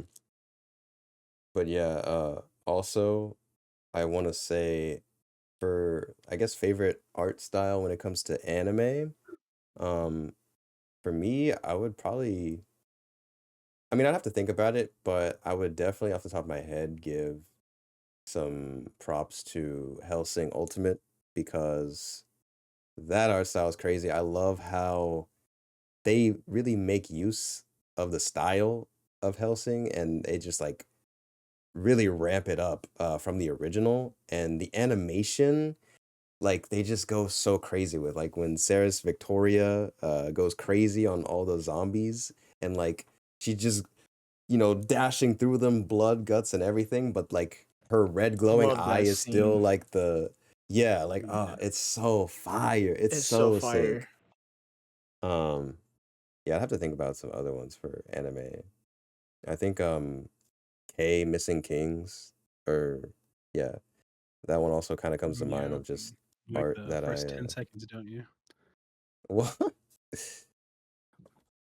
That like crazy. I think it's like the first minute, isn't it? Where they have what's her name? The blue girl. I forgot what her name is. The blonde one. Yeah, I forgot. Had a really weird scene in the beginning. Yeah, but no, like some of the animation for the fights, like when that guy was fighting the guy with the skateboard or whatever, like that shit went kind Yuta of dummy, or bro. it is.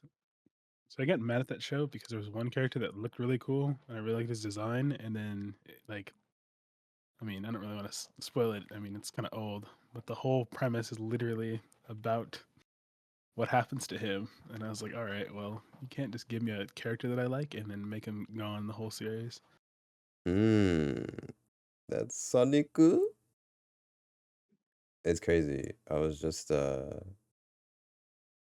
playing, well, just making the Sonic tier list and had to rewatch the Sonic CD opening and ending because it's so good animation wise. Yeah.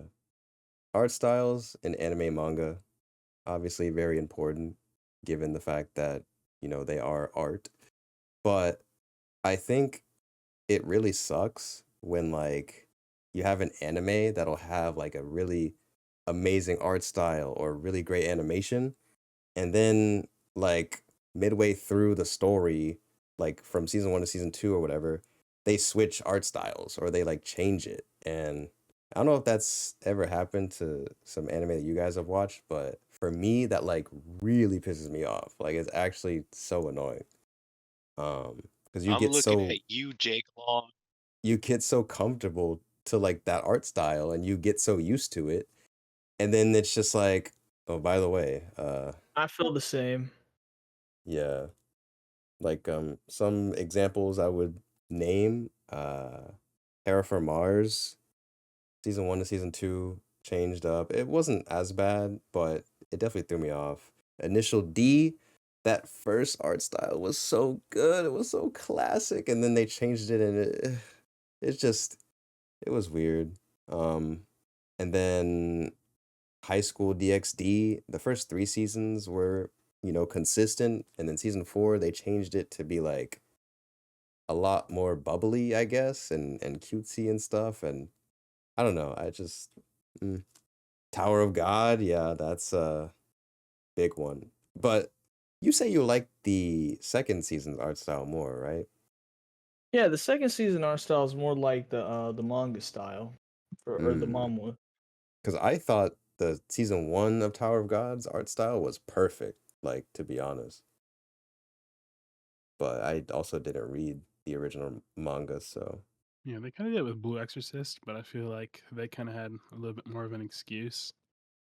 They, Mm, like disappeared for like 10 years, came back with less of a budget. yeah, So it's like a little different. yeah.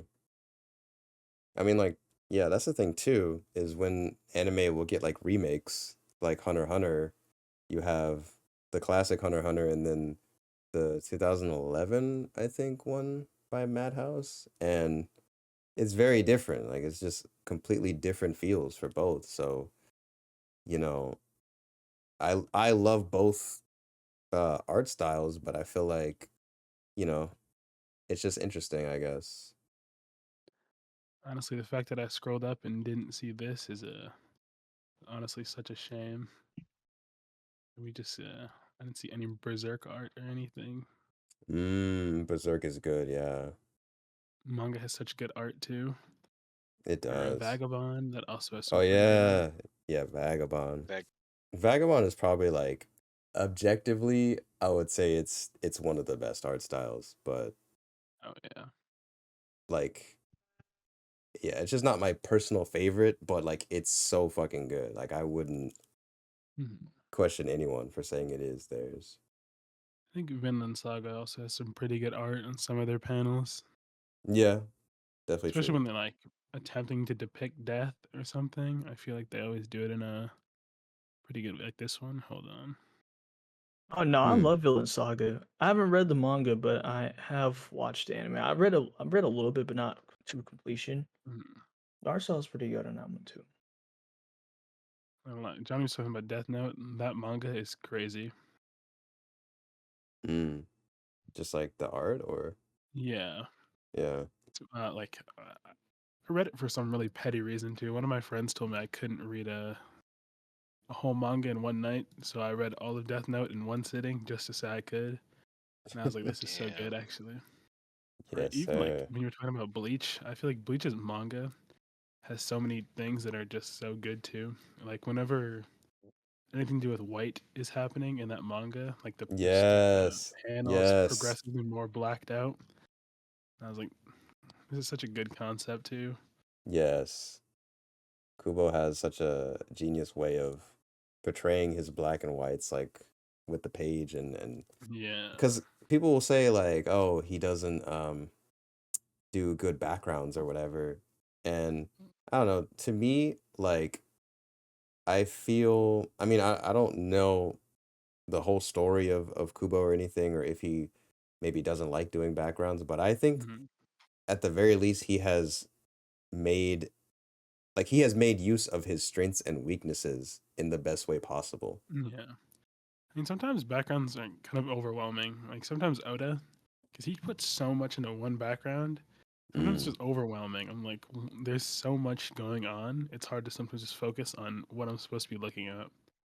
Because yeah. I'm like looking over here or I'm looking over there with this random box or something. The Yeah. reason the reason he calls the manga Bleach is because he likes the color white on black. White. Just like you, Slip. All right. You guys making me in the next Bleach volume. Yeah. The new one shot. But It's about me. I didn't bring up mm. Hitman Reborn. That's got some. I love that art style too. Oh I didn't yeah. bring up Ippo manga goes crazy. Playing a Roblox Epo game the other day. I haven't even watched that anime. Oh, What's wrong Hajime with no you? Ippo? Yeah. Yeah, I got I some panels here. yeah. I haven't read the manga, but oh, Got the that's tough. That's tough. Wait, that's fire. the hits. Yeah. dude. Oh shit. This is gas. Well, I think that's a pretty good place to end things off. We talked a lot about different art styles we love and everything. It was pretty cool. Had a good time. Shout outs to y'all for joining. Um, but yeah, with that being said, that is gonna be it for this episode. And from us, thank y'all so much for listening, tuning in to yet another podcast episode. And we hope to see y'all in the next one. Bye bye. Bye, y'all. Appreciate y'all I coming have a good through. time. Bye. Well, Light, it's been interesting.